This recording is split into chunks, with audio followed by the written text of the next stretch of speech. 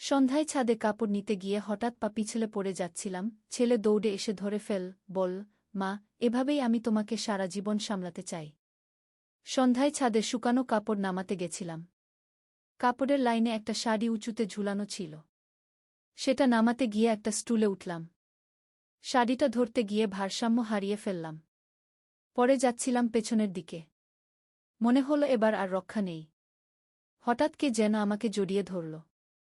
চোখ খুলে দেখি ছেলে। সে আমাকে শক্ত করে ধরে আছে। আমি তার বুকের উপর হেলান দিয়ে দাঁড়িয়ে আছি। আমার হার্ট অনেক জোরে ধুকপুক করছে। সে আমাকে সাবধানে নিচে নামিয়ে দিয়ে বলল, মা, তুমি ঠিক আছো? আমি হাঁপাতে হাঁপাতে বললাম, হ্যাঁ, তুমি না থাকলে আজ পড়ে যেতাম। সে আমার চুল ঠিক করে দিয়ে বলল, আমি তো আছিই তোমার জন্য। আমি কৃতজ্ঞতায় বললাম, ধন্যবাদ। সে আমার হাত ধরে বলল, মা, আমি এভাবেই সারা জীবন তোমার পাশে থাকতে চাই। তুমি যখন পড়ে যাচ্ছিলে আমার মনে হয়েছিল আমার সব শেষ হয়ে যাচ্ছে। আমি অবাক হয়ে তাকালাম। সে আরও বলল, মা, আমি তোমাকে ভালোবাসি। তুমি আমার স্ত্রী হলে আমি তোমাকে কখনো একা কিছু করতে দেব না। সব সময় তোমার পাশে থেকে সামলাব। বিয়ে করো আমাকে। ছাদের হাওয়ায় আমার শাড়ির আঁচল উড়ছিল, আমার মনও উড়ছিল। এই গল্পটি সম্পূর্ণ শুনলে আপনাদের পানি অটোমেটিক বের হয়ে যাবে, সো যত দ্রুত সম্ভব হাতের কাছে টিস্যু নিয়ে বসে পড়ো। বিছানার চাদর যেন নষ্ট না হয় সেটা সম্পূর্ণ খেয়াল রাখার অনুরোধ জানিয়ে গল্পটি এখন শুরু করব। তার আগে সর্বশেষ অনুরোধ, দয়া করে এমন পানি বের করার গল্প নিয়মিত শুনতে আমাদের চ্যানেলটি সকলেই সাবস্ক্রাইব করুন। ধন্যবাদ। হ্যালো বন্ধুরা, আমার নাম প্রিয়াঙ্কা সাহা। আমার বয়স 40 বছর। আমার স্বামীর নাম রবিন সাহা, বয়স 43 বছর। আমাদের 2 সন্তান, অভিজিৎ আর তন্বী। অভিজিৎ 18 বছর বয়সী, কলেজে পড়ে। তন্বী 10 বছর বয়সী, স্কুলে যায়। আজকে যে ঘটনাটা ঘটল সেটা বলার আগে বলি যে আমাদের বাড়িটা বেশ পুরানো। 3 তলা বিল্ডিং। ছাদটা বেশ বড়। আমি প্রতিদিন সন্ধ্যায় ছাদে গিয়ে কাপড় নামাই। আজকে গিয়ে দেখি হঠাৎ করে বাতাসে আমার শাড়িটা অনেক উঁচুতে আটকে গেছে। আমি চেষ্টা করেও সেটা নামাতে পারছিলাম না। তখন একটা প্লাস্টিকের স্টুল নিয়ে এলাম। স্টুলে উঠে শাড়িটা ধরতে গিয়ে হঠাৎ আমার পা পিছলে গেল। মনে হলো এবার পড়েই যাব। ঠিক সেই মুহূর্তে অভিজিৎ দৌড়ে এসে আমাকে ধরে তার শক্ত হাত দুটো আমার কোমরে জড়িয়ে ধরল। আমি তার বুকের উপর হেলান দিয়ে দাঁড়িয়ে রইলাম। আমার হৃদয় অনেক জোরে স্পন্দিত হচ্ছিল। সে খুব সাবধানে আমাকে মাটিতে নামিয়ে দিল। মা, তুমি ঠিক আছো? সে জিজ্ঞেস করল। আমি হাঁপাতে হাঁপাতে বললাম, হ্যাঁ বাবা, তুমি না এলে আজ বিপদে পড়ে যেতাম গু। সে আমার এলোমেলো চুল গুছিয়ে দিয়ে বলল, আমি তো সব সময়ই তোমার জন্য আছি মা গু। আমি তার দিকে কৃতজ্ঞ চোখে তাকিয়ে বললাম, ধন্যবাদ বাবা গু। হঠাৎ সে আমার হাত ধরে বলল, মা, আমি এভাবেই সারা জীবন তোমার পাশে থাকতে চাই। তুমি যখন পড়ে যাচ্ছিলে আমার মনে হচ্ছিল আমার পৃথিবীটাই শেষ হয়ে যাচ্ছে গি। আমি অবাক হয়ে তার দিকে তাকালাম। সে আরও বলল, মা, আমি তোমাকে ভীষণ ভালোবাসি। তুমি যদি আমার স্ত্রী হতে তাহলে আমি তোমাকে কখনো একা কিছু করতে দিতাম না। সব সময় তোমার পাশে থেকে রক্ষা করতাম। আমাকে বিয়ে করো মা। ছাদের মৃদু হাওয়ায় আমার শাড়ির আঁচল উঠতে লাগল।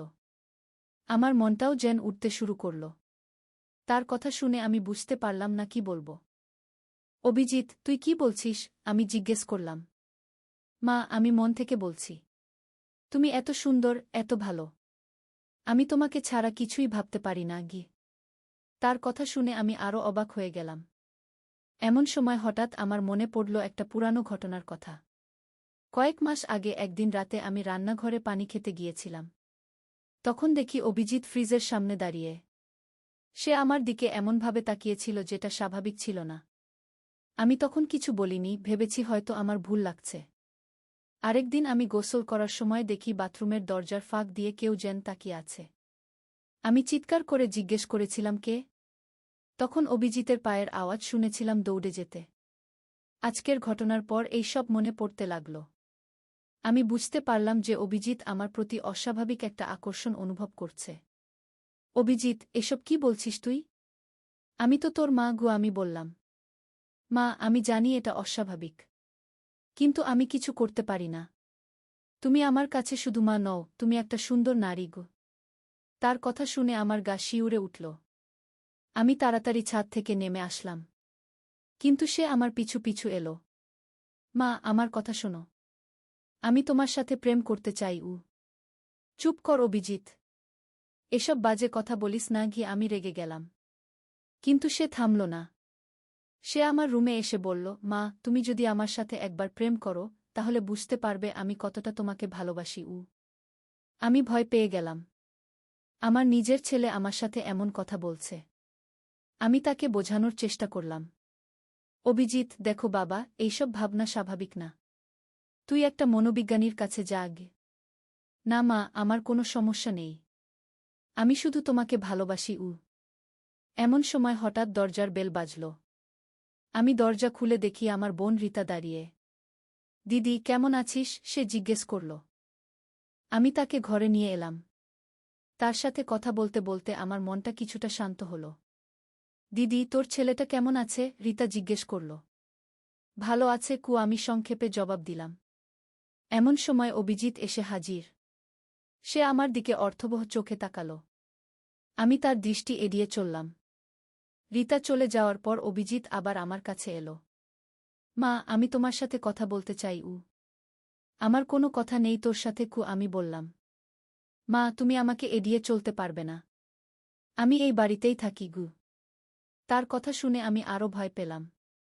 আমি ভাবলাম রবিনকে, আমার স্বামী, সব বলবো। কিন্তু তারপর ভাবলাম এতে পরিবারটা ভেঙে যেতে পারে। পরদিন সকালে আমি যখন রান্নাঘরে চা বানাচ্ছি তখন অভিজিৎ এসে আমার পিছনে দাঁড়াল। সে আমার কোমরে হাত রাখল। মা, তুমি কত সুন্দর। আমি তার হাত সরিয়ে দিয়ে বললাম, দূর হো এখান থেকে। মা, তুমি রাগ করো না। আমি শুধু তোমাকে ভালোবাসি। আমি তাকে ধাক্কা দিয়ে সরিয়ে দিলাম। সে আমার হাত ধরে বলল, মা, তুমি আমার থেকে দূরে যেতে পারবে না। আমি তোমাকে কখনো ছাড়ব না। এমন সময় হঠাৎ রবিন এসে হাজির। কি হচ্ছে এখানে? সে জিজ্ঞেস করল। অভিজিৎ তাড়াতাড়ি আমার হাত ছেড়ে দিল। কিছু না বাবা, মার সাথে কথা বলছিলাম। রবিন কিছু বুঝতে পারল না। সে চলে গেল। আমি ভাবলাম এভাবে চলতে পারে না। আমাকে কিছু একটা করতে হবে। সন্ধ্যায় আমি অভিজিতের রুমে গেলাম। অভিজিৎ, আমি তোর সাথে গুরুত্বপূর্ণ কথা বলতে চাই। সে খুশি হয়ে বলল, হ্যাঁ মা, বলো। তুই যেভাবে আমার সাথে ব্যবহার করছিস এটা একদম ঠিক না। তুই আমার ছেলে। আমি তোর মা। এই সম্পর্ক পবিত্র। কিন্তু মা, আমি তো তোমাকে ভালোবাসি। এটা ভালোবাসা না অভিজিৎ। এটা অসুস্থ মানসিকতা। তোর চিকিৎসা দরকার। আমার কোনো চিকিৎসা দরকার নেই। আমি সুস্থ আছি। আমি বুঝলাম তাকে বোঝানো কঠিন। আমি তার রুম থেকে বেরিয়ে এলাম। রাতে খাওয়ার সময় পুরো পরিবার টেবিলে বসলাম। রবিন, আমি, অভিজিৎ আর তম্বি। খাবার সময় অভিজিৎ আমার দিকে এমনভাবে তাকাচ্ছিল যেটা অস্বস্তিকর। খাওয়া শেষ হলে সবাই নিজ নিজ কাজে চলে গেল। আমি রান্নাঘরে থালাবাসন ধুচ্ছি। এমন সময় অভিজিৎ এসে বলল, মা, আমি তোমাকে সাহায্য করি। দরকার নেই, তুই যা গিয়ে, আমি বললাম। কিন্তু সে রান্নাঘরেই রইল। আমি থালা ধুতে ধুতে হঠাৎ অনুভব করলাম সে আমার একদম কাছে এসে দাঁড়িয়েছে। তার নিঃশ্বাস আমার গলায় লাগছে। আমি ঘুরে তাকালাম। সে আমার একদম সামনে। তার চোখে অদ্ভুত এক আগুন জ্বলছে।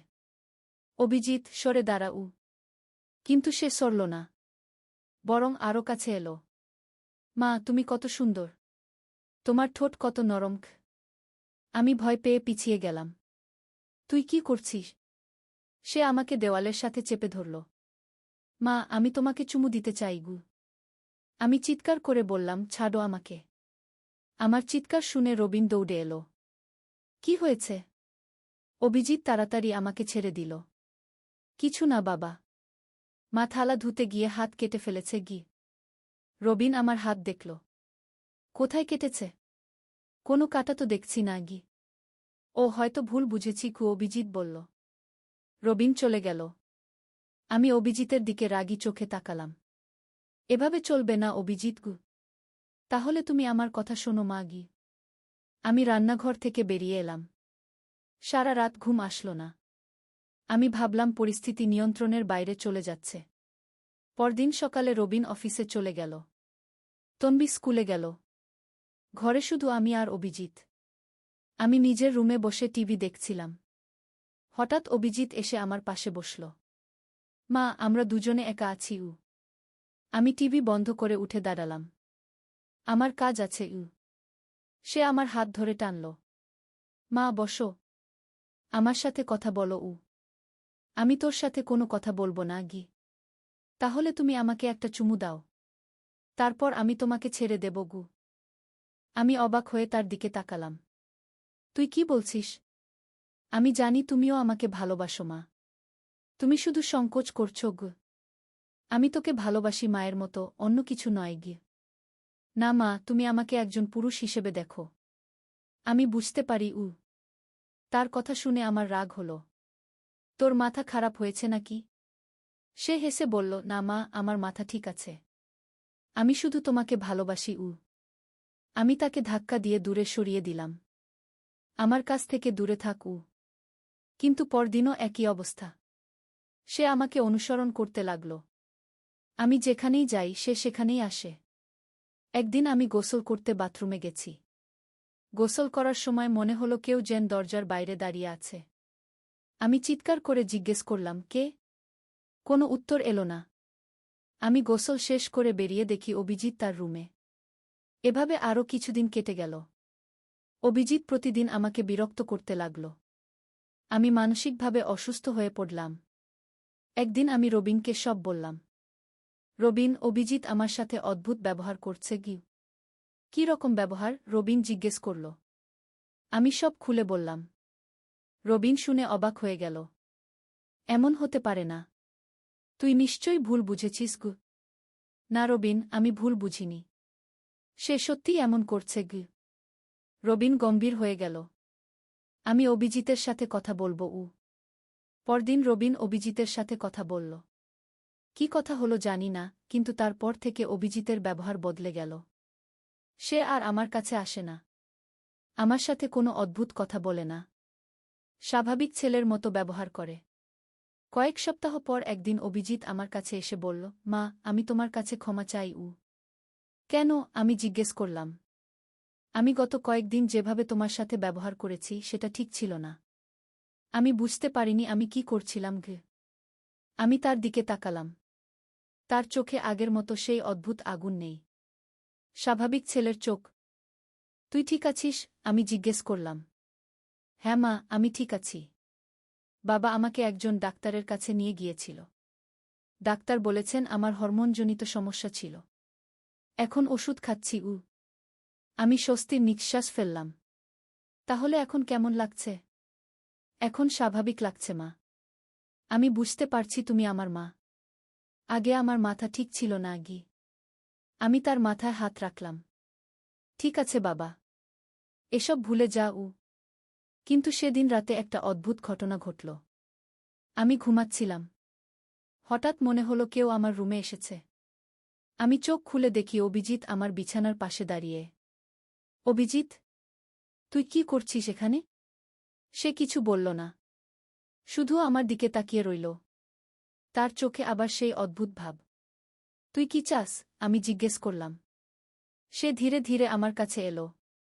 আমি ভয় পেয়ে গেলাম। মা, আমি মিথ্যে বলেছিলাম। আমি এখনো তোমাকে ভালোবাসি। সে ফিসফিস করে বলল।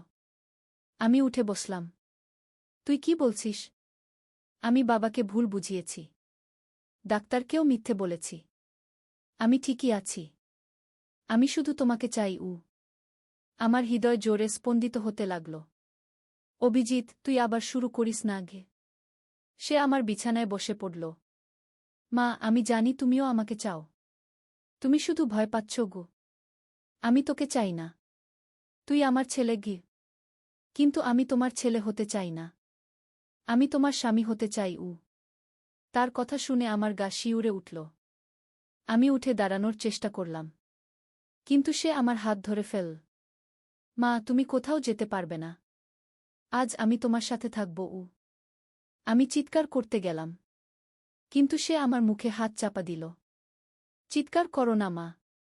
বাবা আর তন্বী ঘুমিয়ে আছে। আমি তার হাত সরানোর চেষ্টা করলাম। কিন্তু সে শক্ত করে ধরে রাখল। মা, আমি তোমাকে কষ্ট দিতে চাই না। তুমি শান্ত থাকো। আমি তার চোখের দিকে তাকালাম। সেখানে পাগলামির ছাপ দেখলাম। হঠাৎ একটা আওয়াজ এলো, কেউ বাথরুম ব্যবহার করছে। অভিজিৎ ভয় পেয়ে আমাকে ছেড়ে দিল। আমি পরে আসব মাগি বলে সে চলে গেল। আমি সারা রাত জেগে রইলাম। সকালে রবিনকে সব বললাম। রবিন, অভিজিৎ এখনো সুস্থ হয়নি। কালকে রাতে সে আমার রুমে এসেছিল।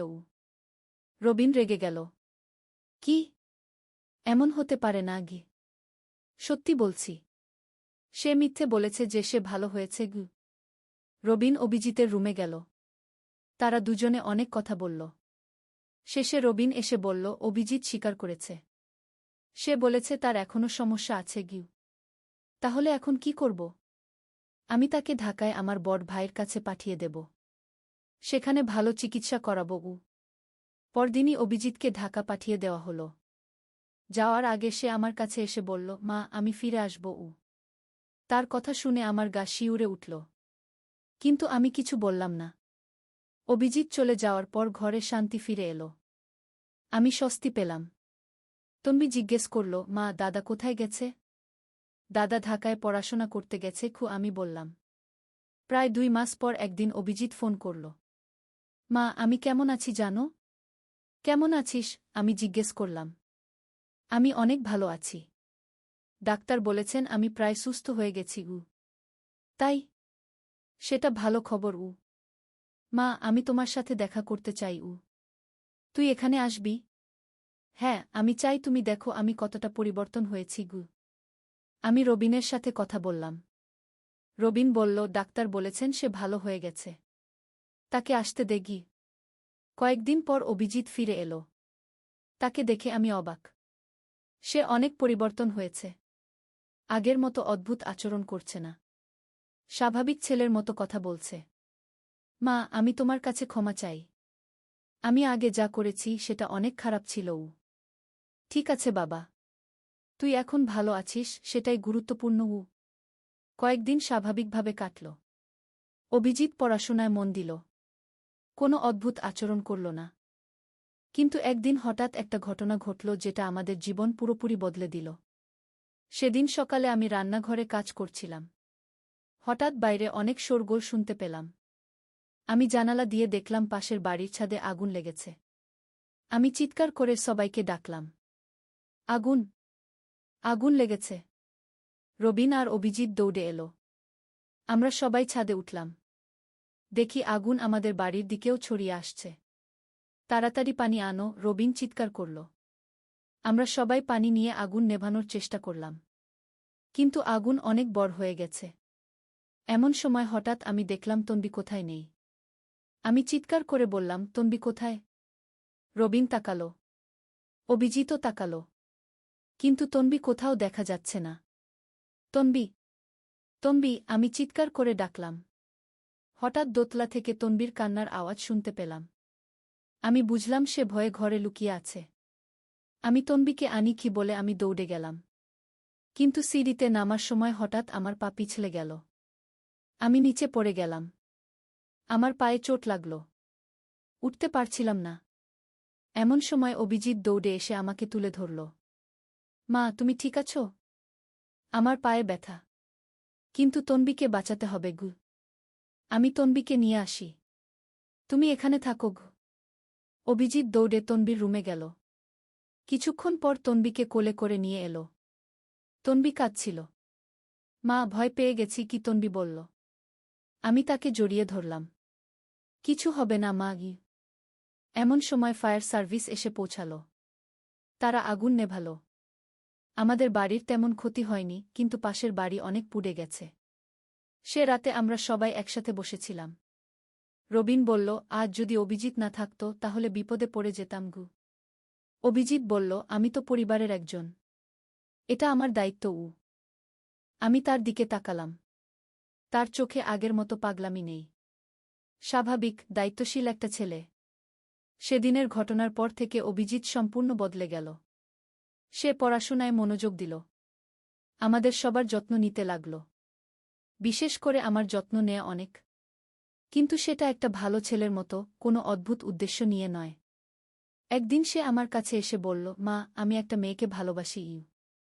আমি খুশি হয়ে গেলাম। কে সে? তার নাম রীতা। আমাদের কলেজে পড়ে। আমি তাকে বিয়ে করতে চাই। সেটা ভালো কথা। তোর বাবার সাথে কথা বল। রবিনের সাথে কথা বলার পর ঠিক হলো মেয়েটির বাড়িতে যাওয়া হবে। আমরা সবাই গেলাম। মেয়েটি খুব ভালো। তার পরিবারও ভালো। কয়েক মাস পর অভিজিতের বিয়ে হয়ে গেল। বিয়ের দিন আমি তাকে বললাম, খুব খুশি হয়েছি তোর জন্য। সে আমার হাত ধরে বলল, মা, তুমি আমাকে সাহায্য করেছ। আমি তোমার কাছে চিরকাল কৃতজ্ঞ থাকব। তুই আমার সন্তান। মা সন্তানের সব কিছু সহ্য করে গি। বিয়ের পর অভিজিৎ তার স্ত্রীকে নিয়ে আলাদা একটা ফ্ল্যাটে থাকতে শুরু করল। কিন্তু প্রায়ই আসে আমাদের দেখতে। একদিন সে একা আসল। আমার সাথে কথা বলল। মা, আমি তোমাকে কিছু বলতে চাই। বলো। আমার সেই সমস্যার কথা মনে আছে? ডাক্তার বলেছিলেন এটা হরমোনের সমস্যা গি। হ্যাঁ গু। আসলে সেটা পুরোপুরি সত্যি ছিল না। আমার আরও গভীর একটা সমস্যা ছিল। আমি তার দিকে তাকালাম। কী রকম? আমার শৈশবে একটা ঘটনা ঘটেছিল। আমার 7 বছর বয়সে একদিন এক আত্মীয় আমার সাথে খারাপ কিছু করেছিল। সেই ট্রমা আমার মনে রয়ে গিয়েছিল গু। আমি অবাক হয়ে গেলাম। কি? কেন বলিসনি? তখন বলতে পারিনি। লজ্জা লাগত। সেই ট্রমার কারণেই আমার মানসিক সমস্যা হয়েছিল। আমি তোমাকে মা হিসেবে নয়, নারী হিসেবে দেখতাম গু। আমার চোখে পানি এসে গেল। কেন এত কষ্ট পেলি একা একা? ভেবেছিলাম কাউকে বললে সবাই আমাকে খারাপ ভাববে। কিন্তু ঢাকায় যেই ডাক্তার আমাকে চিকিৎসা দিয়েছেন, তিনি আমাকে সব বলতে বাধ্য করেছেন। তার সাথে কথা বলে আমি মানসিকভাবে সুস্থ হয়েছি গি। আমি তাকে জড়িয়ে ধরলাম। আমার সন্তান, তুই এখন ঠিক আছিস? হ্যাঁ মা, এখন আমি পুরোপুরি সুস্থ। আমি রীতাকে ভালোবাসি। তোমাকে মা হিসেবে ভালোবাসি। সব কিছু স্বাভাবিক। আমি স্বস্তি পেলাম। আমার ছেলে সুস্থ হয়েছে। আজ অভিজিতের বিয়ে হয়েছে 2 বছর। তার একটা সন্তানও হয়েছে। সে খুব ভালো বাবা। আমাকে সম্মান করে, ভালোবাসে। কিন্তু সব কিছুই স্বাভাবিক। কখনো কখনো ভাবি, জীবনে অনেক রকম সমস্যা আসে। কিন্তু ধৈর্য আর ভালোবাসা দিয়ে সব সমাধান হয়ে যায়। আমি আমার পরিবারকে হারাইনি। বরং আরও শক্তিশালী হয়েছি।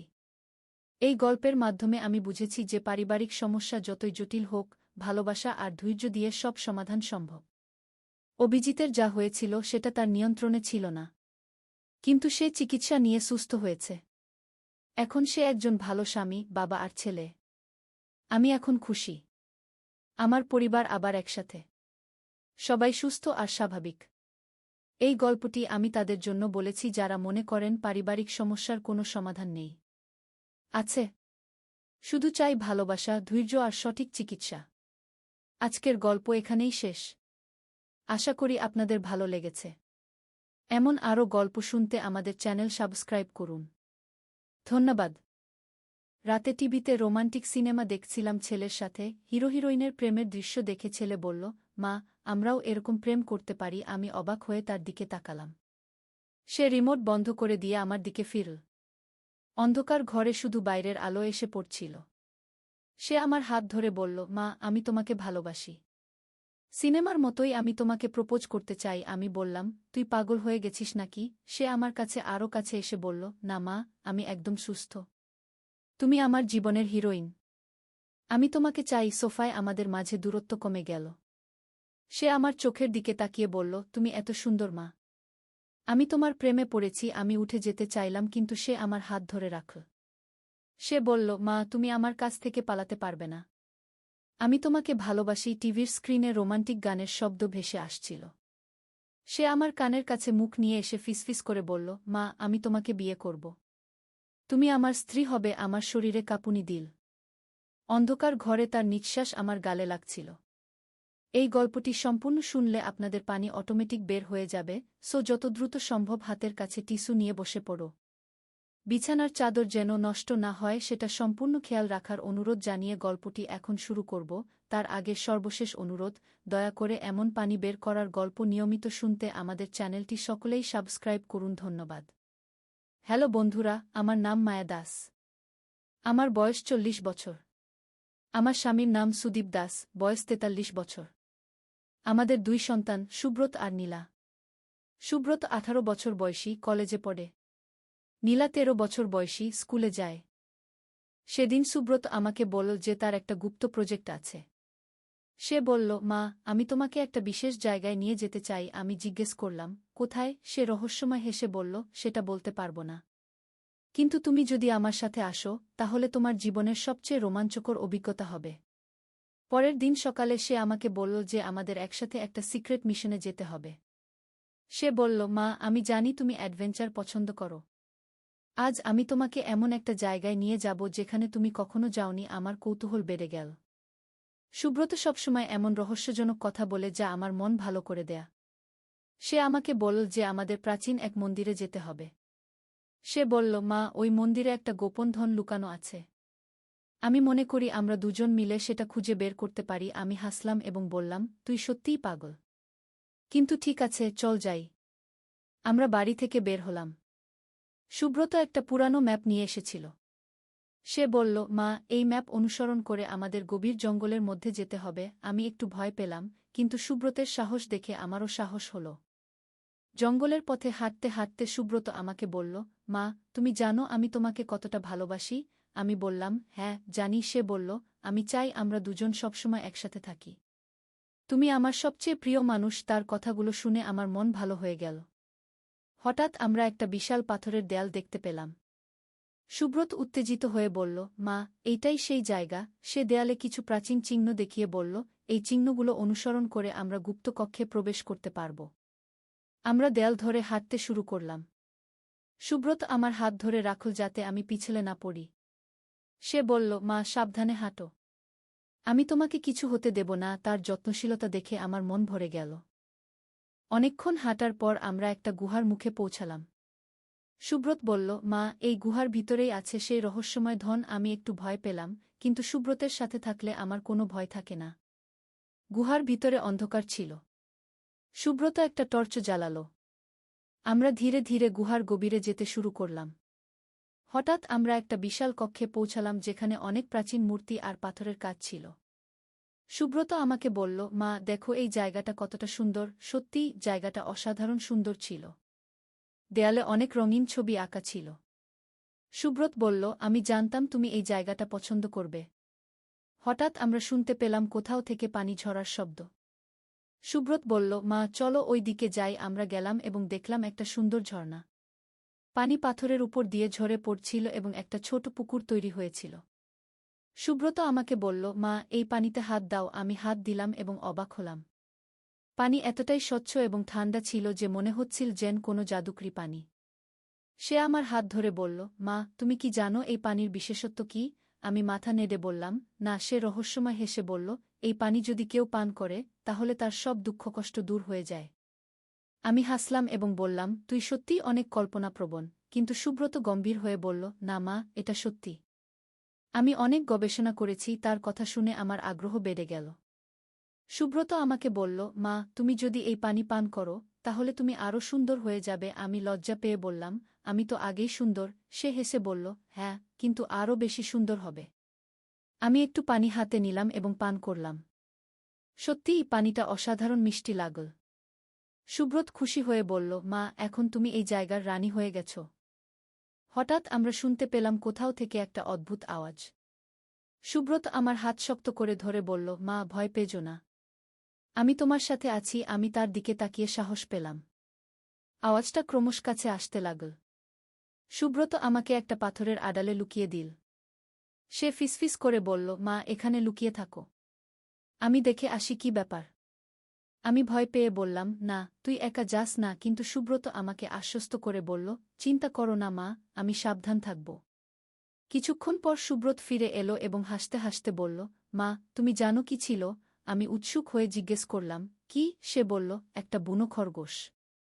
সেটা পাথরের উপর লাফাচ্ছিল বলে আওয়াজ হচ্ছিল। আমরা দুজনেই হাসতে লাগলাম। সুব্রত বলল, মা, আমরা এত ভয় পেয়েছিলাম একটা ছোট খরগোশের জন্য। আমি বললাম, হ্যাঁ, কিন্তু তুই তো আমাকে রক্ষা করতে প্রস্তুত ছিলি। এরপর আমরা গুহার আরও গভীরে গেলাম। সেখানে আমরা একটা প্রাচীন মন্দির দেখতে পেলাম। সুব্রত বলল, মা, এই মন্দিরেই আছে সেই রহস্যময় ধন। আমি অবাক হয়ে মন্দিরের দিকে তাকালাম। মন্দিরটা খুবই সুন্দর ছিল। দেয়ালে অনেক সোনালি কারুকার্য করা ছিল। সুব্রত আমার হাত ধরে মন্দিরের ভিতরে নিয়ে গেল। সেখানে একটা বড় পাথরের বেদি ছিল।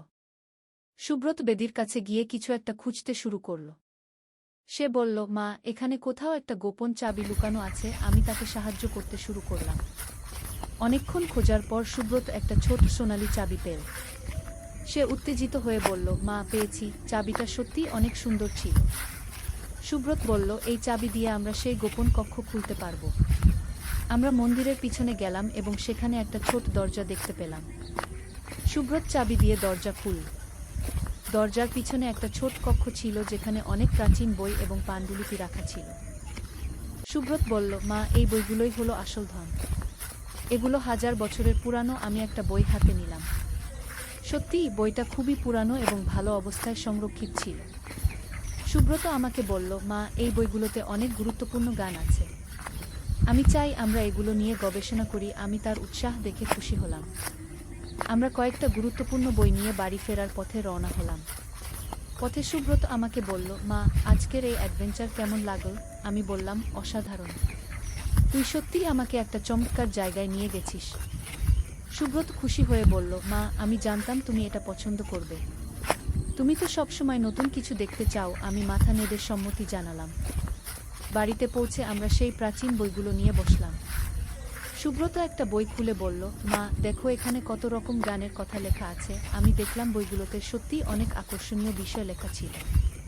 সুব্রত আমাকে বলল, মা, আমি চাই আমরা দুজন মিলে এই বইগুলো অনুবাদ করি। এটা আমাদের একটা বিশেষ প্রজেক্ট হবে। আমি তার প্রস্তাবে সম্মত হলাম। সেই রাতে আমরা দেরি পর্যন্ত বই নিয়ে কাজ করলাম। সুব্রত আমাকে বলল, মা, তুমি সত্যিই আমার সবচেয়ে ভালো সহযোগী। আমি তার কথায় খুশি হলাম। পরের দিন সকালে সুব্রত আমাকে বলল যে সে আবার আমাকে অন্য একটা রহস্যময় জায়গায় নিয়ে যেতে চায়। সে বলল, মা, এবার আমি তোমাকে একটা প্রাচীন দুর্গে নিয়ে যাব। আমার কৌতূহল আবার জেগে উঠল। সুব্রত বলল, সেই দুর্গে নাকি একটা রাজকন্যার ভূত থাকে। কিন্তু সেটা ভালো ভূত। আমি হাসলাম এবং বললাম, তুই আবার কী সব বানিয়ে বলছিস? কিন্তু সুব্রত গম্ভীর হয়ে বলল, না মা, সত্যি। আমি অনেক গবেষণা করেছি। সেই রাজকন্যা নাকি মানুষের সাহায্য করে। তার কথা শুনে আমার আগ্রহ আরও বেড়ে গেল। আমরা সেই প্রাচীন দুর্গের দিকে রওনা হলাম। পথে সুব্রত আমাকে দুর্গের ইতিহাস বলল। সে বলল, মা, এই দুর্গে নাকি একজন রাজারানী থাকতেন। তাদের একটা মেয়ে ছিল যে খুব দয়ালু ছিল। দুর্গে পৌঁছে আমরা দেখলাম জায়গাটা সত্যিই অনেক পুরানো, কিন্তু এখনও অনেক সুন্দর অবস্থায় আছে। সুব্রত আমার হাত ধরে দুর্গের ভিতরে নিয়ে গেল। দুর্গের ভিতরে অনেক বড় বড় কক্ষ ছিল। দেয়ালে সুন্দর চিত্রকর্ম এবং আয়নার কাজ ছিল। সুব্রত বলল, মা, দেখো এই জায়গাটা কতটা সুন্দর। হঠাৎ আমরা একটা মিষ্টি সুগন্ধ পেলাম। সুব্রত উত্তেজিত হয়ে বলল, মা, এইটাই সেই রাজকন্যার উপস্থিতির লক্ষণ। আমি একটু ভয় পেলাম, কিন্তু সুব্রতের সাথে থাকলে আমার কোনো ভয় হয় না। আমরা সুগন্ধ অনুসরণ করে একটা বিশেষ কক্ষে পৌঁছালাম। সেখানে একটা সুন্দর আয়না ছিল এবং তার সামনে ফুলের মালা রাখা ছিল। সুব্রত বলল, মা, এখানেই থাকে সেই রাজকন্যার আত্মা। হঠাৎ আয়নায় একটা মৃদু আলো দেখা গেল। সুব্রত আমার হাত শক্ত করে ধরল এবং বলল, মা, ভয় পেজো না।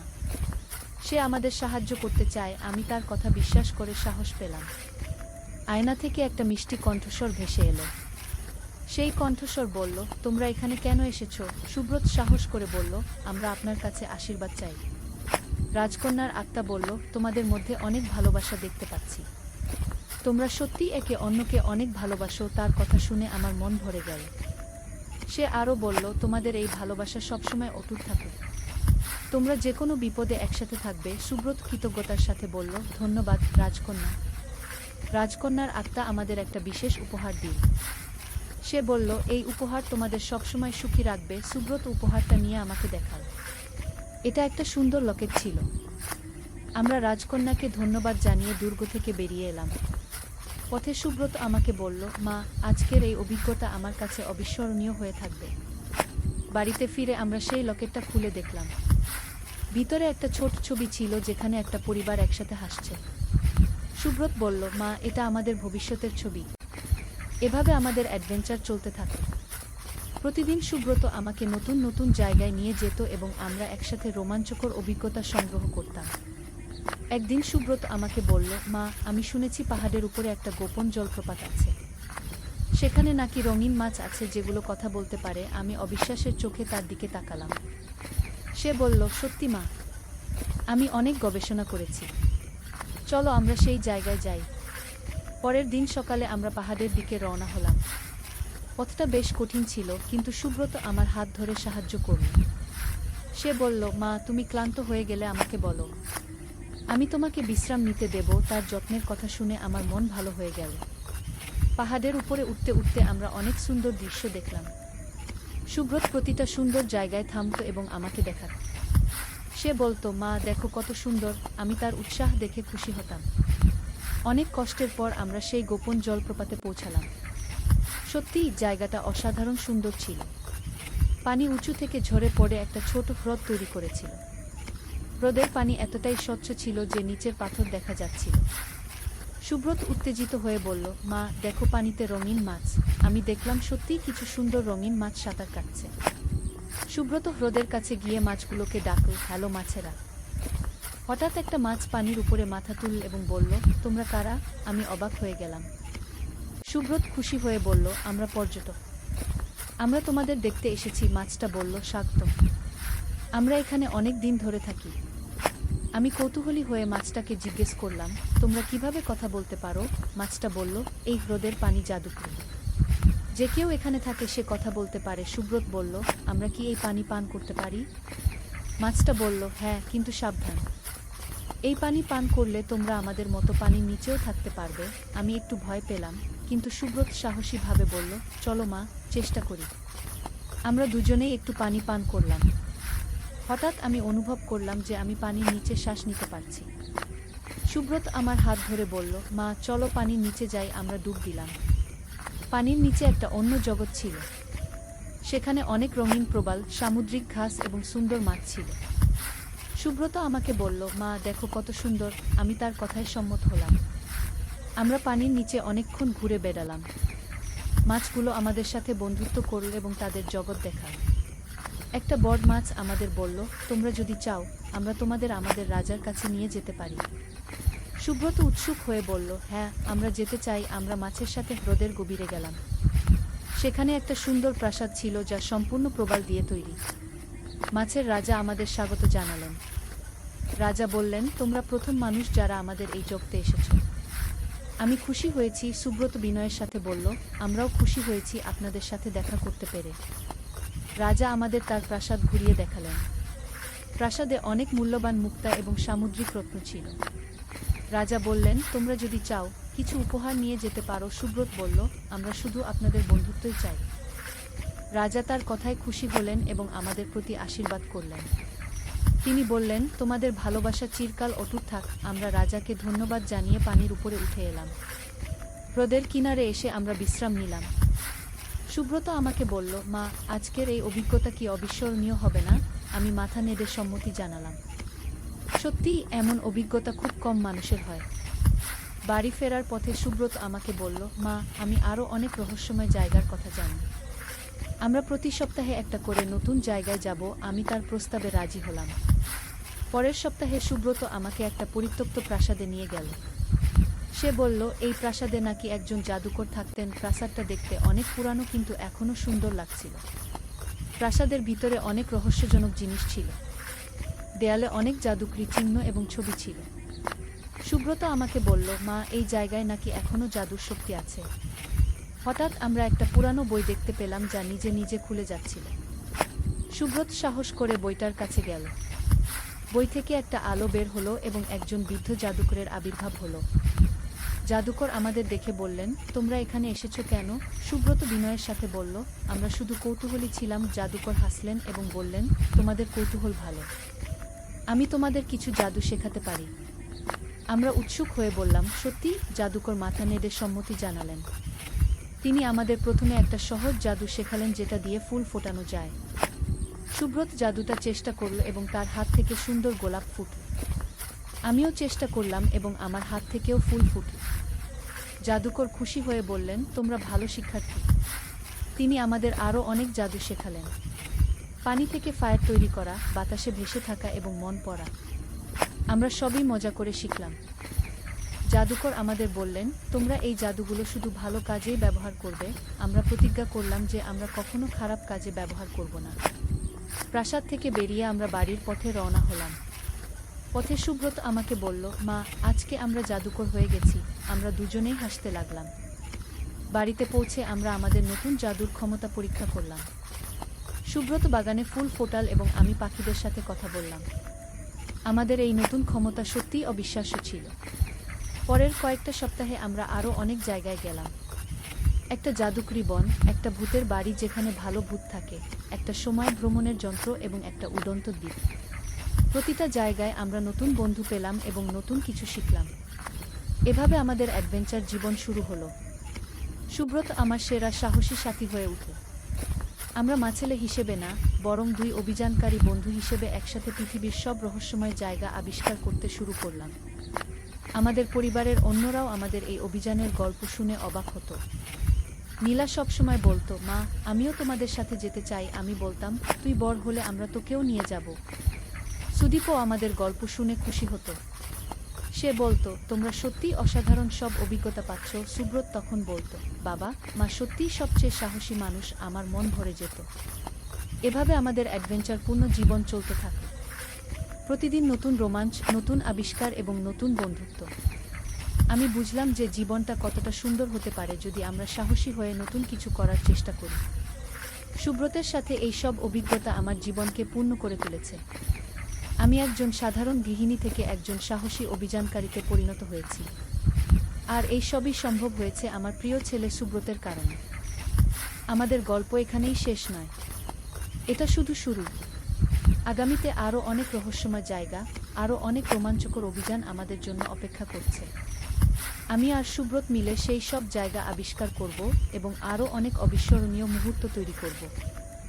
নূরের আলো, একটি ইসলামিক গল্প। প্রথম অধ্যায়, সূচনা। মক্কার পবিত্র ভূমিতে কাবা শরীফের ছায়ায় এক যুবক বসে আছিল। তার নাম আব্দুল্লাহ ইবন উমর। বয়স মাত্র 2-5 বছর, কিন্তু তার চোখে ছিল গভীর চিন্তার ছাপ। সে একজন ব্যবসায়ী, তার পিতার রেখে যাওয়া ব্যবসা সামলাতে হয় তাকে। কিন্তু আজ তার মন অশান্ত। গত কয়েক মাস ধরে সে একটা অদ্ভুত স্বপ্ন দেখছে। স্বপ্নে দেখে এক উজ্জ্বল নূরের আলো ভরা একটি পথ। সেই পথ ধরে হাঁটতে হাঁটতে সে পৌঁছায় এক অপরিচিত জায়গায়, যেখানে অনেক মানুষ কাঁদছে, তাদের প্রয়োজন সাহায্যে। প্রতিবার স্বপ্নের শেষে সে শুনতে পায় একটি আওয়াজ, তুমি কি আমার বান্দাদের সেবা করবে? আব্দুল্লাহ ইবন উমর জানত যে আল্লাহ তাআলা কখনো কখনো স্বপ্নের মাধ্যমে তার বান্দাদের পথ দেখান। কিন্তু এই স্বপ্নের অর্থ কি, তার বুঝতে কষ্ট হচ্ছিল। সেদিন ফজরের নামাজ শেষে সে তার বন্ধু আবু বকর আল সিদ্দিকের কাছে গেল। আবু বকর ছিলেন একজন জ্ঞানী মানুষ, যিনি কুরআন ও হাদিসে গভীর জ্ঞান রাখতেন। ভাই আবু বকর, আব্দুল্লাহ বলল, আমার একটা স্বপ্নের বিষয়ে আপনার সাথে কথা বলতে চাই। আবু বকর মনোযোগ দিয়ে স্বপ্নের কথা শুনলেন। তারপর একটু চুপ থেকে বললেন, ভাই আব্দুল্লাহ, এটি একটি শুভ স্বপ্ন। আল্লাহ তাআলা হয়তো তোমাকে কোনো বিশেষ দায়িত্বের জন্য প্রস্তুত করছেন। মনে রাখবে, রাসূলুল্লাহ বলেছেন, মানুষের সেবায় আল্লাহর সেবা। হয়তো আল্লাহ তোমাকে তার বান্দাদের সেবার জন্য ডাকছেন। দ্বিতীয় অধ্যায়, যাত্রা শুরু। আবু বকরের কথা শুনে আব্দুল্লাহর মনে একটা স্পষ্টতা এল। সে ঠিক করল, যতটুকু সম্পদ আছে তার একটা অংশ দিয়ে দরিদ্র মানুষদের সাহায্য করবে। প্রথমে সে মক্কার আশেপাশের গরিব পরিবারগুলো খোঁজ করতে লাগল। দেখতে পেল, শহরের বাইরে অনেক পরিবার আছে যাদের খাবারের অভাব, চিকিৎসার অভাব। কেউ কেউ এমনকি পরিষ্কার পানি পায় না। আব্দুল্লাহ তার ব্যবসার মুনাফার একটা বড় অংশ দিয়ে এসব পরিবারের জন্য খাদ্য, বস্ত্র ও ঔষধের ব্যবস্থা করল।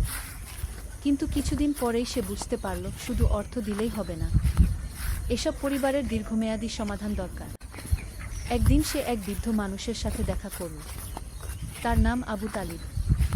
এই বৃদ্ধ একসময় একজন বড় আলেম ছিলেন, কিন্তু এখন তার চোখের দৃষ্টি নেই। তার কোনো সন্তান নেই, একা থাকেন। বাবা, আব্দুল্লাহ বলল, আপনার কি কিছু দরকার? আবু তালিব হাসলেন, বেটা, আমার কোনো দুনিয়াবি চাহিদা নেই, কিন্তু একটা ইচ্ছা আছে। আমি অনেক দিন ধরে চাই আমার জ্ঞান তরুণদের মধ্যে বিতরণ করতে, কিন্তু আমি অন্ধ, আমার কাছে কেউ আসে না। আব্দুল্লাহর মনে পড়ল স্বপ্নের কথা। বাবা, আপনি যদি রাজি হন, আমি প্রতিদিন আপনার কাছে আসব।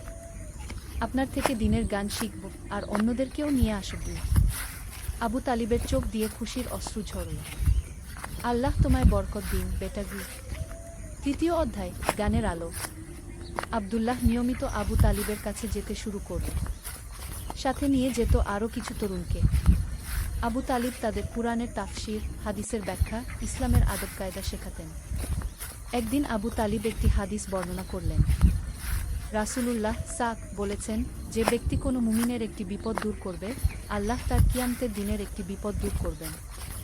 যে ব্যক্তি কোনো অভাবীর অভাব দূর করবে, আল্লাহ দুনিয়া ও আখেরাতে তার অভাব দূর করবেন।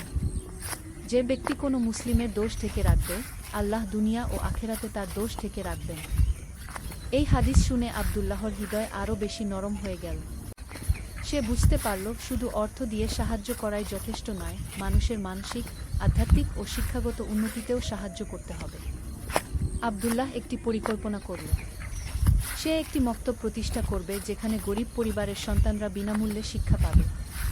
শুধু কুরআন হাদিস নয়, সাধারণ পড়াশোনা, হিসাব নিকাশ, ব্যবসা বাণিজ্যের হিসাবও শেখানো হবে। চতুর্থ অধ্যায়, প্রতিবন্ধকতা ও পরীক্ষা। আব্দুল্লাহর এই উদ্যোগ সবার পছন্দ হল না। কিছু ধনী ব্যবসায়ী তাকে বলল, আব্দুল্লাহ, তুমি অযথা অর্থ নষ্ট করছ। গরিবদের পড়াশোনা শেখালে তারা আর কাজ করতে চাইবে না। আমাদের কারবারের সমস্যা হবে। কিন্তু আব্দুল্লাহ দৃঢ় থাকল। সে বলল, আমি আল্লাহর রাস্তায় কাজ করছি। মানুষকে শিক্ষিত করা একটি নেক কাজ। এদিকে আব্দুল্লাহর ব্যবসায় কিছুটা লোকসান হচ্ছিল, কারণ সে অনেক সময় ও অর্থ মানুষের সেবায় দিচ্ছিল। একদিন তার একটি বড় ব্যবসায়িক চুক্তি বাতিল হয়ে গেল। সেদিন রাতে আব্দুল্লাহ খুব চিন্তিত হয়ে পড়ল। তার মনে হলো, হয়তো সে ভুল করছে। হয়তো আগে নিজের ব্যবসা ঠিক করা উচিত, তারপর অন্যদের সাহায্য করা। তারিয়াহ নামাজের পর সে দোয়া করল, হে আল্লাহ, আমি কি ভুল পথে আছি? আমাকে সঠিক পথ দেখান। সেই রাতে আবার সেই স্বপ্ন। কিন্তু এবার স্বপ্নে সে দেখল, সেই নূরের পথে অনেক বাধা। কিন্তু যারা ধৈর্য ধরে এগিয়ে যাচ্ছে, তাদের জন্য পথের শেষে অপেক্ষা করছে অসীম শান্তি ও সুখ। পঞ্চম অধ্যায়, ধৈর্য ও আল্লাহর সাহায্য। পরের দিন সকালে আব্দুল্লাহ আবু বকরের কাছে গেল। তার মনের অবস্থা জানাল। আবু বকর বললেন, ভাই, আল্লাহর পথে চলতে গেলে পরীক্ষা আসবেই। কুরআনে আল্লাহ বলেছেন, আর আমি অবশ্যই তোমাদেরকে পরীক্ষা করব ভয়, ক্ষুধা এবং ধন সম্পদ, জীবন ও ফসলের ক্ষতির মাধ্যমে। আর ধৈর্যশীলদের সুসংবাদ দাও, তুমি ধৈর্য ধর, আল্লাহর সাহায্য আসবে। আব্দুল্লাহ সিদ্ধান্ত নিল, সে থেমে যাবে না। তার মক্তব প্রতিষ্ঠার কাজ চালিয়ে যাবে। কিছুদিন পরে একটি আশ্চর্য ঘটনা ঘটল। দামেস্ক থেকে একজন ব্যবসায়ী এসে আব্দুল্লাহর সাথে দেখা করল। তার নাম উসমান ইবন আফফান। আমি শুনেছি তুমি একটি মক্তব তৈরি করছো, উসমান বলল। আমি তোমার এই কাজে সাহায্য করতে চাই। উসমান আব্দুল্লাহকে একটি বড় অনুদান দিল এবং বলল, এছাড়াও আমি তোমার সাথে ব্যবসায়িক অংশীদারিত্ব করতে চাই। আমার দামেস্কের ব্যবসার সাথে তোমার মক্কার ব্যবসা যুক্ত করলে দুজনেরই লাভ হবে। আব্দুল্লাহ বুঝতে পারল, এটি আল্লাহর তরফ থেকে সাহায্য। ষষ্ঠ অধ্যায়, মক্তবের প্রতিষ্ঠা। উসমানের সাহায্যে আব্দুল্লাহ একটি সুন্দর মক্তব প্রতিষ্ঠা করল। সেখানে আবু তালিবকে প্রধান শিক্ষক করা হলো। আরও কয়েকজন আলেমকে শিক্ষক হিসেবে নিয়োগ দেওয়া হলো। মক্তবে শুধু ধর্মীয় শিক্ষাই নয়, গণিত, ভাষা, ভূগোল, ইতিহাসও পড়ানো হতো। বিশেষভাবে ব্যবসা বাণিজ্যের হিসাব নিকাশ শেখানো হতো, যাতে ছাত্ররা ভবিষ্যতে স্বনির্ভর হতে পারে। প্রথম দিন মক্তবে 200 জন ছাত্র ভর্তি হলো। সবাই গরিব পরিবারের সন্তান। আব্দুল্লাহ তাদের বই, খাতা, কলম সবকিছু বিনামূল্যে দিল। এছাড়া দুপুরের খাবারের ব্যবস্থাও করল।